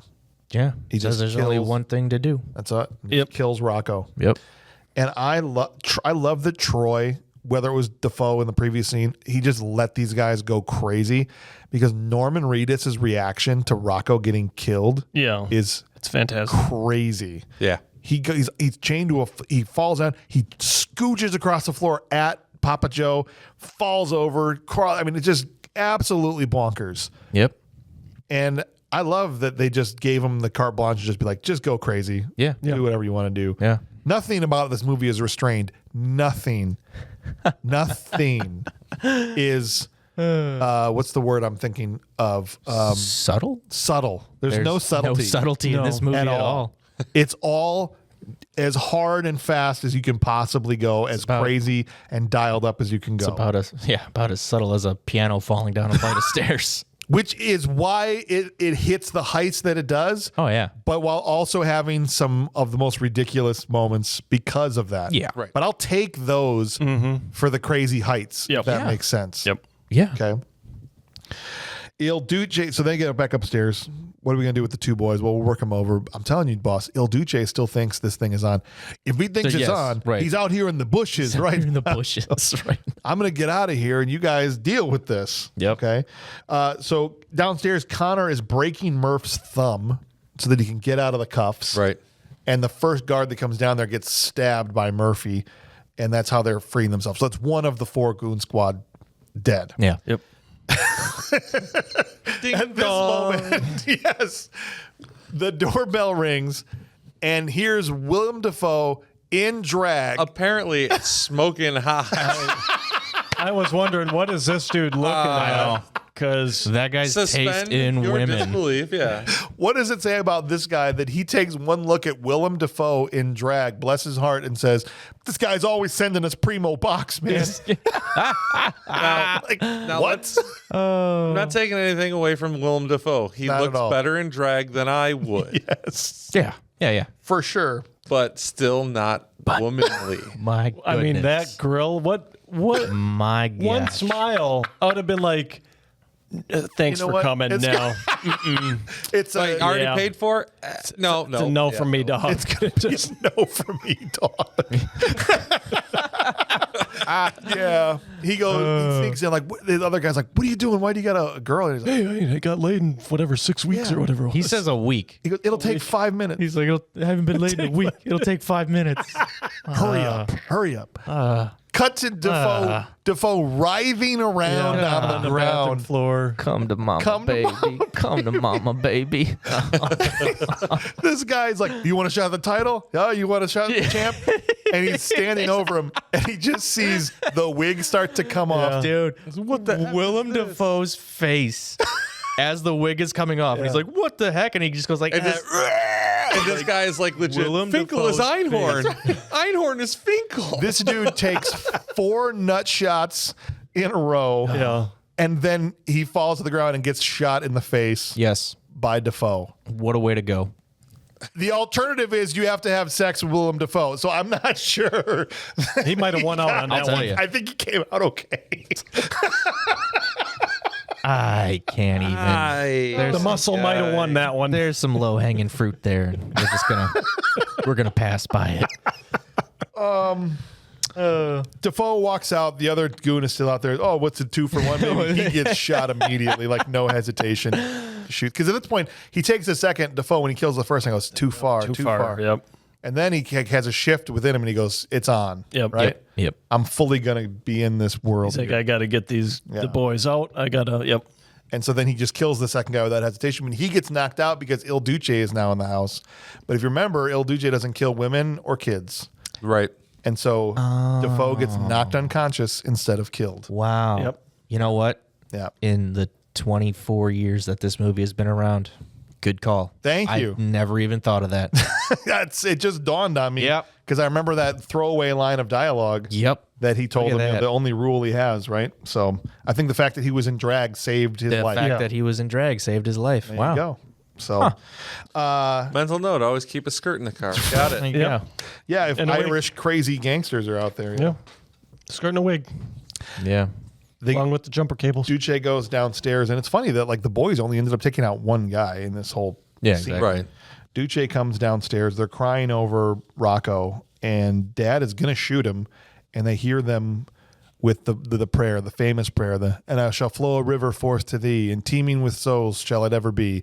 In nomine Patri, et Filii, et Spiritus Sanctus. And then he just joins in the prayer with them. Yeah. And they turn around and they're like, Dad? Yeah. You shot me, you dick. I thought my dad used to hit me for no reason. I was like, Jesus, this guy shot him. Yeah. That's some stuff. Some stuff, man. That's a Yeah. weird way to find out. So now I have a million questions. If that's their dad, how didn't they know it was dad when they saw him in the getting street? shot up in Why front was of the They hadn't house. seen him in 25 years. Well, plus he was well. an Italian mobster for a while. I'm sure they didn't know that. I have no idea. And who knows how, when he went away to and how young they were. I'm not saying it can't be explained, but I just want it explained. You're right. Is all I'm Exactly. You don't want it. You don't really want it explained. want it explained. No, that'll ruin it. Fast forward to Yakovetta's trial now. It Papa is. Joe's on trial. Smash cut. 3 months later, here we are. Boop. Yep. And the most insane ending. This is my least favorite thing in the whole movie. And I give everything the pass, even the ridiculous stuff. This was stupid. They bust into this freaking courthouse. They take over the entire courtroom. Cops, there's good people, there's bad people in there. These dudes jump up on this table and they give this speech about, we don't want your sick and you're tired. It's your corrupt we claim and all this stuff. They're pointing guns at everybody. Right. They're pointing guns at innocent people. Innocent people and giving this Telling me you're back going to and sit forth. here and watch. You're not Yep. going anywhere. execute this dude in front of everybody. I'm sorry, hon, but you have to watch this. yeah. Yeah. Can't Yeah. even put your head down, not watch. I'm like, Gotta see it. what? And then they just run out, and that's the end of the movie. Yeah. And they run out. Yeah. And the lady says, the cameras come up. Yeah. What did you see? I saw it all. And there's a quick shot in a motel where Flannery sits up and says, how far, Da? Right? How far are we going to take this, Da? Not how far, but do you possess the constitution and the depth of faith to go as far as is needed? And that's the last we see of them. And the movie actually ends on a montage of interview clips, which I actually liked. I like that. Yeah. Because those Love dudes this. came off like real people. I don't know if Yeah. those were actors or who those were, but like it came off legit. Yeah. Yeah. And that was a really interesting way to do it. Love, Especially when the absolutely love two the ending. people Yeah. together that were of differing values. The one who doesn't even want their friends' values to be seen on TV because doesn't want people to think bad about them. Right, all that Right. stuff. Yeah. No, it's Well, that's the end. Go ahead. I definitely like how when they're doing the montages, it's definitely all viewpoints. Yes. And Yeah. people are just like, no comment, no comment. Yeah, right. And then Yeah. people like, how far is too far? And then, but the last dude is like, yeah, I'm ready to get busy sign me too. up. Sign me up. Yeah, I'm ready to get busy. that's right. Well, guys, we've now come to the part where we are going to give this movie some awards. But before we do that, we're going to improve this movie a little bit. We're going to pepper in maybe some new casting and see if we can't improve upon Boondock Saints. I mean, it's a 7.6 already, so it might be a little tough. The question is, would Boondock Saints be better if Arnold Schwarzenegger was in it? yes. Oh, yeah. Yeah. As Papa Joe. Now, there's no way he's doing an Irish accent. No. There's no That's way what in I'm hell. saying. As I Papa was Joe. going to say, So you like, can't make him Connor or Murphy. No. You can't make him Smecker. Eh, No. No. yeah. I'm going to say the one time The one time Yeah, you can't have him be Defoe's part. Willem Dafoe takes this role to leaps and bounds where any actor never would have gone. Right. So you don't think he could be out there and like, listen to me? Do you have any theories to go with that awful tie? I bet he could do okay. that scene. Sure. It's okay with me if your friends sleep over. Those aren't the scenes we're worried about. That was perfect. No, you're right. The scene at the end, Come right? to mama. That's right. Yeah, okay. Oh, you get him in drag. He shows up at the door. Oh, he's always getting us primo box. Primo box. Hello, I'm here for you, baby. Joey Bebo sent me over. Joey Bebo sent me to you. Come to mama. Do it. Nope. No, I think you're right, though. Papa Joe. Yeah. Right? Papa Joe. Listen, you're not supposed to tell people you're going to kill them anymore. I've got to tiptoe through the tulips with these assholes. That's it right there. Yeah. That's Right? perfect. Be perfect. I That'd think be that'd be a awesome. great part for him. Listen, tell me a joke. He's so funny. I hear all the time people laughing. Oh, you're such a crack-up guy. Tell me a joke. Right? Papa Joe's accent was horrible anyway. Who cares if I was it's gonna Arnold? say, give it to Arnold. It would have been a great villain role for Right, Arnold. exactly. All right. Let's see what the patrons had to say about it. Unless you guys have a better spot for Arnold. We got Sean McHugh and his wife here said replace one of three people. Rocco, Papa Joe, or the Tourette's bartender. I just want to hear Arnold say their crazy lines. Could you imagine Rocco berating the friend? Yeah. Listen to me. I will shoot myself in the head. You tell me that cat's name. Tell me the cat's name. It's Skippy. No, what color is it? Be awesome, dude. That's all right. Oops, sorry. James McCloy came in and he says he doesn't have this in the same order. It'd be a travesty if anyone other than Dafoe played Agent Smecker. However, what if a universe exists where Willem Dafoe didn't get the part and instead Arnold got the part? It'd be amazing to see him play a closeted homosexual telling the lead detective, this is not like cream cheese with my bagel. It's slapping the hand of the guy he's in bed with. Doing that. What are you doing? Stop it. You know, did you see the little bit that they actually tried to get Sylvester Stallone to play Paul Smecker? Oh, did they? One of the initial interests, they were trying to get Sly to do it. He goes, and then culminating with Arnold dressed in drag, full lipstick, eyeshadow, wig, telling Gino that Joey Bevan sent me over as entertainment. You look like you could use a quickie. Come on! Oh, it's good stuff. See, that would take some convincing. An alternate universe. Yeah. In an alternate universe where Schwarzenegger just got the part. And then finally, Neil Calford said, Arnold as the bartender Doc. It's a small role, I know, but I would die laughing if I saw Arnold swearing and screwing up little idioms like that. Don't get me wrong, I love Gerard Parks. Fraggle Rock rules, but I think Arnold would own it. That is the old guy from Fraggle Rock. I didn't even put that together until he just said this. Joe's going to be so mad at us. There was a Fraggle Rock connection, and Joe's not even here. Oh, man.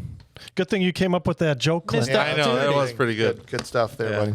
All right, time to give out some awards, you guys. And we're going to start off with a prestigious one, not the one nobody wants to win, but the one everybody wants to win. It's the Will Patton Award for Intensity. You want a war? I'll give you a war!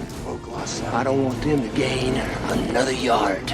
You blitz all night! And if they cross the line of scrimmage, I'm gonna take every last one of you out. Price You make me. sure They remember forever the night they played the Titans.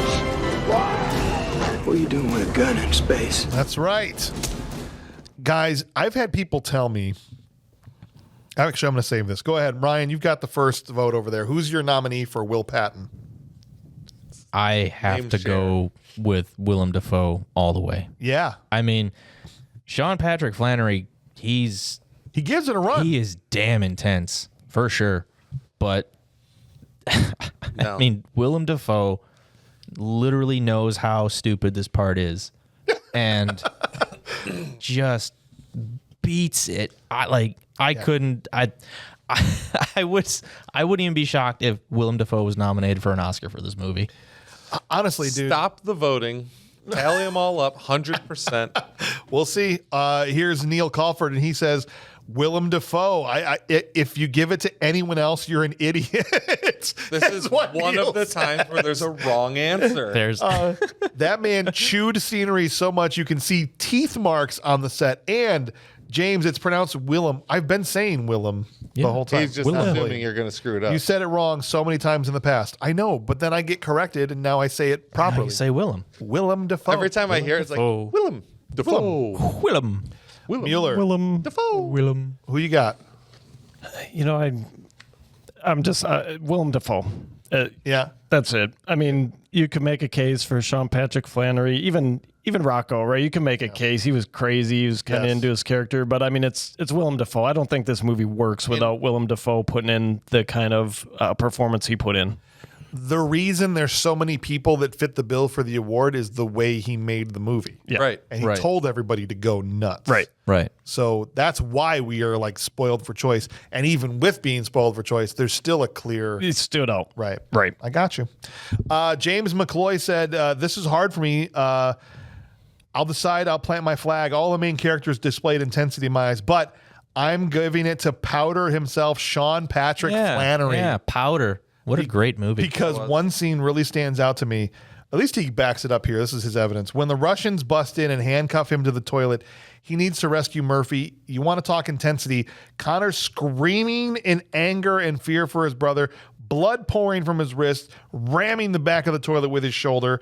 And finally, the floor gives away. Toilet rips out, water sprays. He lifts it with everything he has, drops the porcelain pallets on the top of the Russian mobster, and flinging himself handcuffed off the roof onto the other Russian and then looting them. That's a vote for Sean Patrick. He's got a great point there. He's still wrong.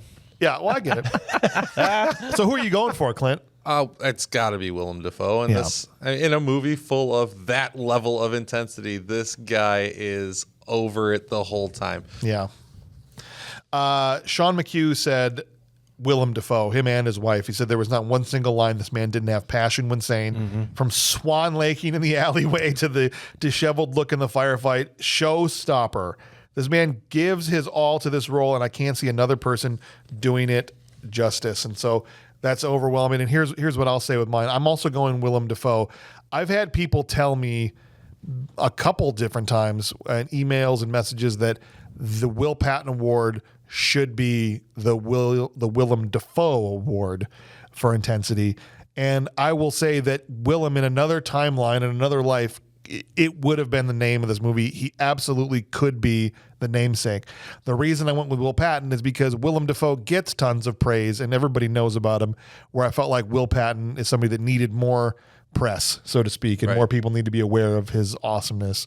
And so that's why I went that direction. I appreciate that because I 100% agree with that. But Willem Dafoe is as intense as Will Patton, and I don't say that lightly. Oh, no. The two guys are an equal footing as far as the intensity they bring to the roles that they play. A different kind of intensity, because oftentimes Patton will even be like a quiet intensity. Yes. Right? You know, so it's not even the same kind of thing.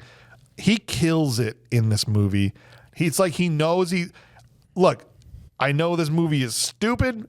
I'm going to piss all over this thing, you know, and like marking his territory. I have one job. It's stupid. I'm going to do He's going to do it hard. Yeah. And that's exactly what happened. So Willem Dafoe is going to take home the Will Patton Award. Perfect. All right. The next award is one that you don't want to win. It's the award we give out to the worst actor in the movie, named after the trash can himself, Steven Seagal. Trash can, oh trash can, it's a trash can full of dirt, yeah. Love never dies, and neither do they. Love is eternal, and that's a long time. All right, Farrell, who you got? Ron Jeremy. Yeah. Easy. Easy target. I mean, the hedgehog.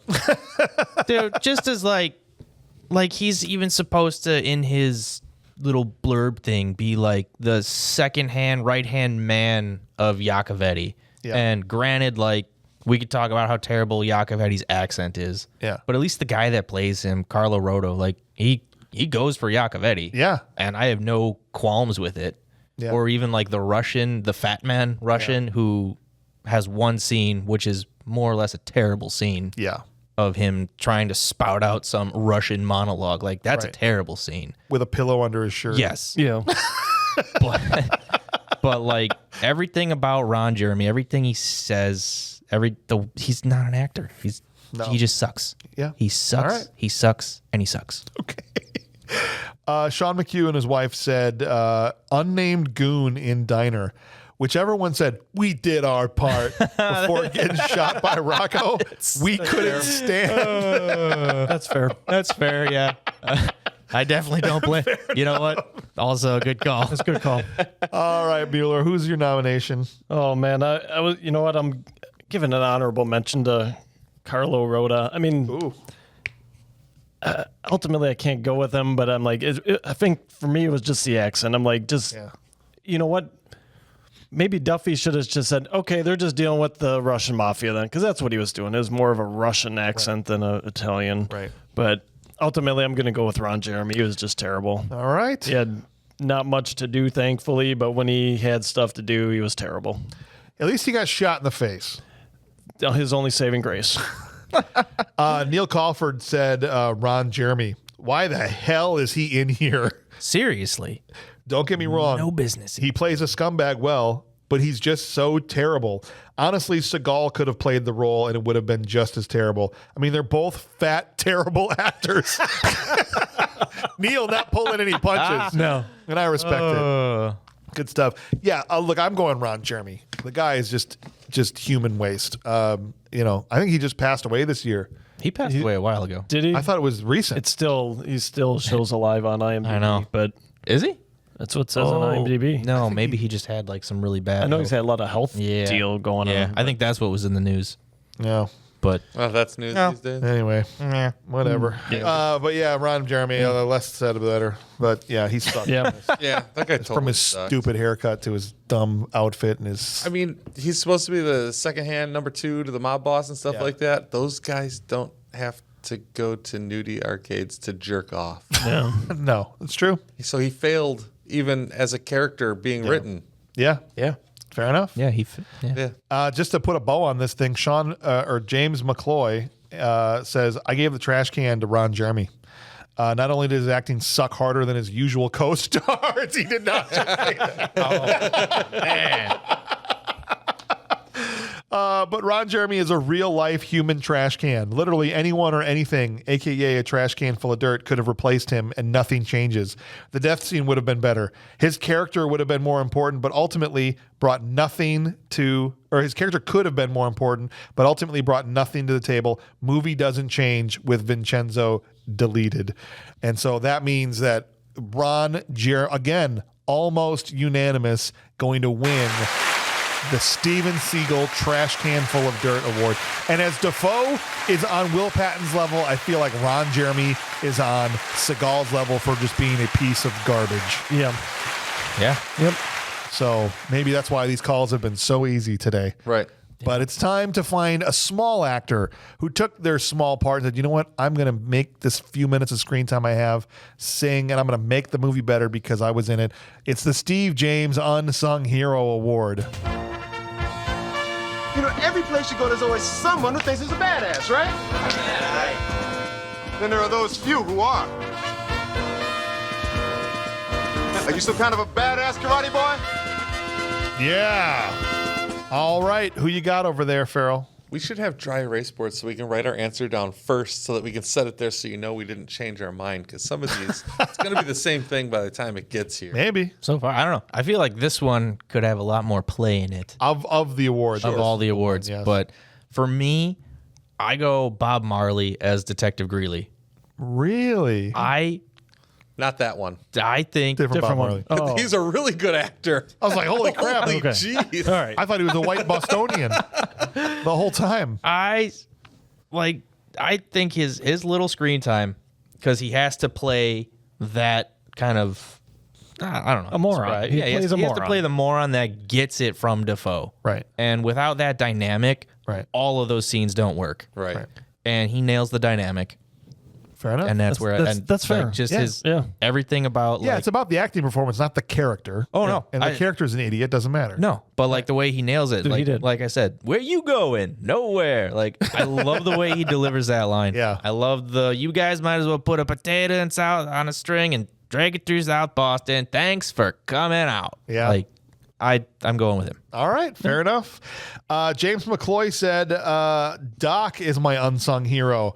The bartender makes the movie more enjoyable. I love every scene he's in. I wish he had a bigger part.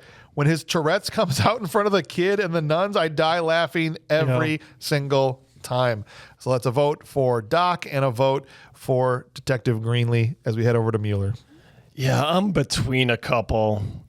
And I don't know. I was thinking Rocco, but then I'm thinking maybe he's in it a little too much. I would say, yeah. And my initial gut was Doc anyway. The bar. I'm going to go with Doc. I mean, what he was in was fantastic. I just like how he's getting the idioms all mixed up and everything. And Rocco, how he comes in and greets him in the bar the first time around. Hey, F-ass, I love it. And then he just not missing a beat. I thought he did, the small part he had, he did a fantastic. Awesome. Did fantastic in it.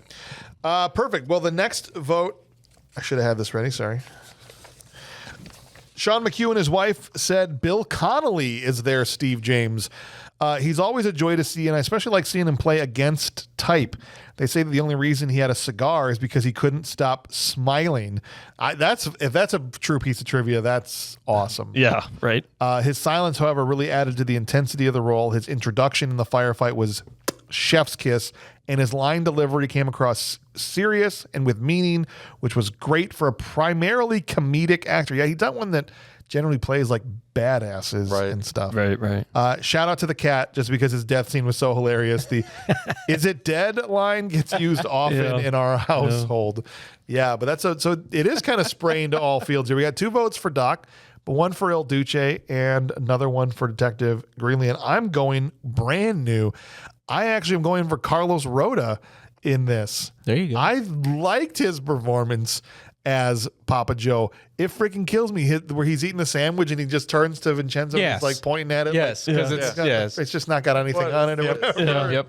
He goes the whole thing. Razor thin slices of tomato. That's it. What is this? Yes. And the whole thing about you're not supposed to tell somebody you're gonna kill them anymore. This whole thing. I liked him in the movie. Yeah. Yes, He had it some doesn't good make any lines, sense. and he had some good, some good like kind of physical things like the sandwich thing and everything. Yeah, good stuff. So really, it's still wide open with 2 more votes to go. 1 more patron and Clint. But Clint, who you got? I'm going to go with Doc. Okay. I have, when you're talking comedy, some people are into puns. Some people are into, dick and fart jokes. Whatever. Those are funny to me, too.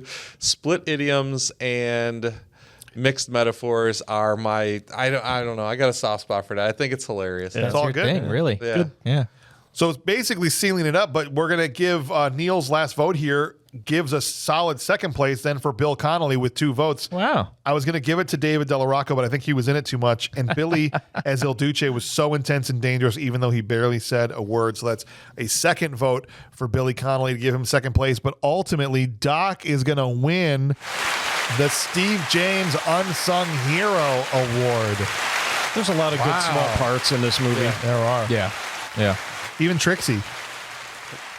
I think you get into a point, a movie that's this insane and this crazy. Every part in it has a chance to shine on its own level. Oh, yeah. Yeah. So, and it's time for us to render our final verdict. And so, as we've made it clear throughout this episode how we feel about this movie, we all seem to have enjoyed it.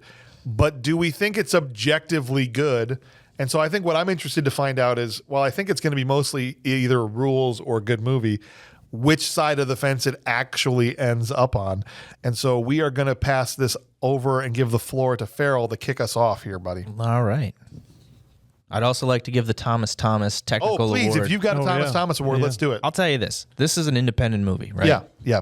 The cinematography, Adam Kane, the director of photography for this movie, he shoots the hell out of it. It looks fantastic. It is so professional and clean looking. Yeah. Like, this is the definition of 90s film grit. Yep. To me, anyway.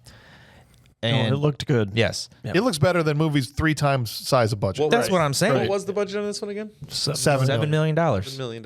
Yeah. in late Thousand. 90s, right? Yeah. Yeah. Yeah. I mean, the panning shots, the swooping shots, all of it. And even though I know the courthouse scene isn't definitely not my favorite scene either. More from a writing thing than From the how writing, it was shot. even like from the writing standpoint of it, from the content of it, to like they're just like waving these guns at all these innocent people in there. Yeah. But the way that scene is shot, Right. plays amazing. Yeah. So that being said, final opinion, it's one of those things where I agree with the critics and what they say, but then I say like, yeah, but why is that a bad thing? So who cares if it's juvenile? Who cares if it's vulgar? Who cares any of it?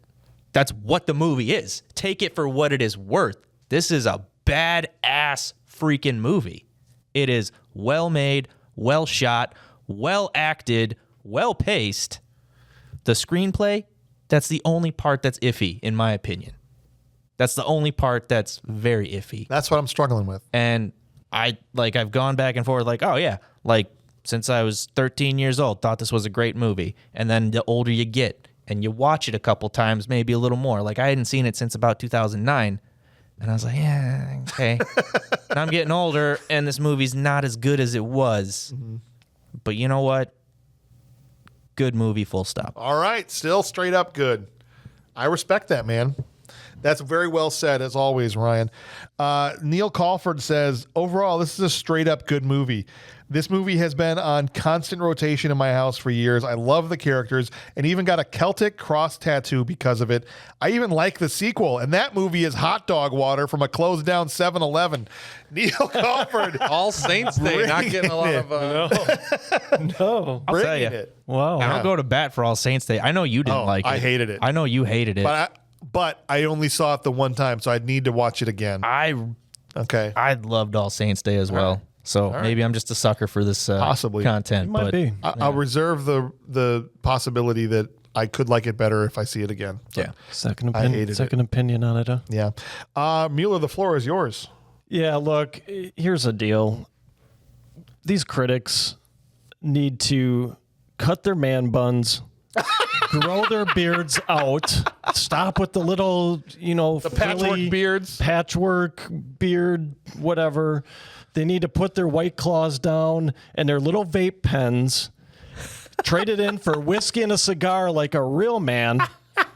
Because that's what this movie is. It's a real man's movie, right? It is action-packed, like Farrell said, it's well acted. Screenplay, yeah, there's holes, right? Okay. But it's an action movie. You're suspending your belief of things that are going to happen anyway to enjoy the movie. And that's what this is. It's an enjoyable movie, good movie, straight up. All right. That's I was gonna say, man, even the soundtrack. The soundtrack slapped. Yeah, the soundtrack slaps. Getting Yeah. worried how this is going to go. If there's going to be a dissenting vote, and it might be mine. Yes. Okay. Let's do it. Sean McHugh says, good movie, full up. We really enjoyed this. Yes, it has its faults, and you can tell he was copying Tarantino films, but Duffy managed to take his inspirations and make them his own. Every character was fleshed out. The story was, I don't know about if every character was fleshed out, but I get what you're saying, Sean. The story was well written and had plenty of twists and turns, and it held our interest throughout with little questioning at the end. I felt like he wrapped up his story nice and neat. This film only got a limited release in 5 theaters when it was released, so of course it didn't do well, but I truly believe that if it was given a chance and given a full release, this would be on GMR, not on BMR. So I think Sean is assuming it's on here because of the box office, but it's actually on here because of the critics score. Yeah, we Yeah. still have a critics problem. Yeah, we still have a critics problem. The thing but with sure. the critics problem, though, too, is if you look at the top critic reviews, there's only like 12 of them. But do you think that so many more would have, if 20-something%? I don't. I think mean, it's probably no. still under 60. I think it's safe enough to say that the critics still would have torn this movie apart had it been a wide release. Right. Sure. I think the critics still would have torn it apart. But like Roger Ebert doesn't even have a review of this movie. There's only like not that I 30, found. No. 30 So- reviews on Rotten Tomatoes Yeah. of critics, so it's Yeah. not like widely reviewed. So that's 4 good movie votes as we head over to Clint. You have the floor, sir. This is a good movie. Like, full stop. I want to say this is a good movie that rules even. It's not perfect. Yeah. I mean, very few are. It's not, I don't know. I don't feel it deserves as much as the critics. I mean, anytime you have such a high audience score, I feel like the critics' score should be no more than 20 points different than the audience, because legitimately they should be critics pulled out of the audience. Right. So if you say, what was the audience score? 91%. 91. Pull 20 points. It's a 71. There's no way this movie qualifies in a real world scenario where the critics aren't just being a bunch of twats. Fair enough. Well, let's see what... I hate blood. Unless Tarantino does it, then it's Oscar winning. Yeah, Right. true. Yeah. You bet. Yeah, they can do Django. Yeah. They gave him crap about the violence in his movies too. Don't even. But he still gets nominated for Oscars. Yeah, but not by the critics. That's by the fellow people in the Academy. His But the movies critics are still certified fresh. Yeah, but they still give him a ton of crap. And you know they do. I know about they. the I know content they of like. his They'll movie. always bring up his violence and like, oh, his violence, but Tarantino just somehow makes it work. Like, because it's the rest is so good, it doesn't matter. right. I doubt. No, not even a little bit. All right. James McCloy. So we're at 5 with 2 to go. 5 good movies. Yeah. That's James McCloy says, I absolutely love this movie. Maybe it's nostalgia, but at 42, I feel like it holds up. I love the way it's shot. I love how well Sean Patrick Flanery and Norman Reedus work so good together. I believed every minute of their relationship as brothers. Sure, there's some issues like the camera holding way too long on the bald Russian with the skin condition that just couldn't stop moving his eyes when they put the pennies on them, or the missing taser on the wife at the poker game. Just a zap sound effect and she falls over. The movie has my favorite quotes of all time, like, I'll tip her, Wyatt frickin' Earp. And the one I said that's on his T-shirt. Yeah. Hey, get me a beer. My final rating, straight up good movie. Oh boy. 6 good. Boy. Here we go. James. Get your popcorn. James has the floor. Oh my gosh. Yes. All right. All right, So, that's Bad Movies Rule. Thanks for tuning in, guys. Everybody got that? all right. The movie definitely falls into the category, as much as this might pain you, Ryan, as you have a love-hate relationship with the man, of a Tarantino clone, in that while it's not a ripoff of Tarantino, it's clearly inspired by his work, and probably the only reason the movie was bought up and paid for, because these types of movies were hitting at the box office at the time. And so you have to say it's definitely derivative to an extent. Now, I agree with what Sean said, that even though that's the case, Troy Duffy did make it his own, and it is very much a Troy Duffy movie compared to what, other people have tried to copy Tarantino with much less success than what Troy did here. It is objectively shot beautifully. It looks fantastic. It's well acted. I've said through this whole episode, I love that they all just went off the wall with the thing. The thing that I get hung up on is the script, the plotting of it, and it's hard for me to go, if the script is terrible, it kind of makes the movie, even if I enjoy it, it's hard for me to say, well, this is just objectively good. I think that there are enough moments in this script with just banger line after banger line, and I love dialogue, it's important to me, that I think it makes up for it. I'm saying this is a straight up good movie. Yeah. Wow. I was staring at this to just pull it straight down. We did it. This movie's There we freaking go. awesome. It's dude. We did it, awesome. guys. It's awesome. I wasn't just sandbagging for a dramatic effect. I really was struggling through this whole thing about going, what am I going to do because of the script? But the more I think about it, the more I'm like, you know what? This movie freaking is awesome. And I think it's so good that it's ridiculous that it has a rotten score on Rotten Tomatoes. It's just so detached from the reality of the everyday moviegoer. And it should be on Good Movies Rule, not because of how much money it made, but because it should have high ratings across the board. It's a great movie. Absolutely fantastic movie. The other thing with some of the critics mentioning like the faux Catholic mysticism, as they call it. Yeah. like, so what? Take it for what it like. Well, Take Constantine did that too. I'm gonna say take it even like the movie in and of itself is a fantasy in a way. Yeah. Because the way Troy Duffy wrote it, he was living in crap hole apartments and had witnessed a woman across the hall get beat up by a guy, and like his response to it, his coping of living in this terrible environment was like, you know, what if I'm gonna do something about it. right? What if some of us just got together and just went and killed all these MFers? And it's like the movie's a fantasy. And even as we're talking about the brothers McManus and what they are, and there's no character development. And the other night when I was watching, I was like, you know, I never really thought about there not being character development for them. And then we I joked thought about Dafoe having a triangle instead of an arc, right? right, right. And I thought like, yeah, but you know what? I guess that's kind of the point. Like they just go to this IRA bunker.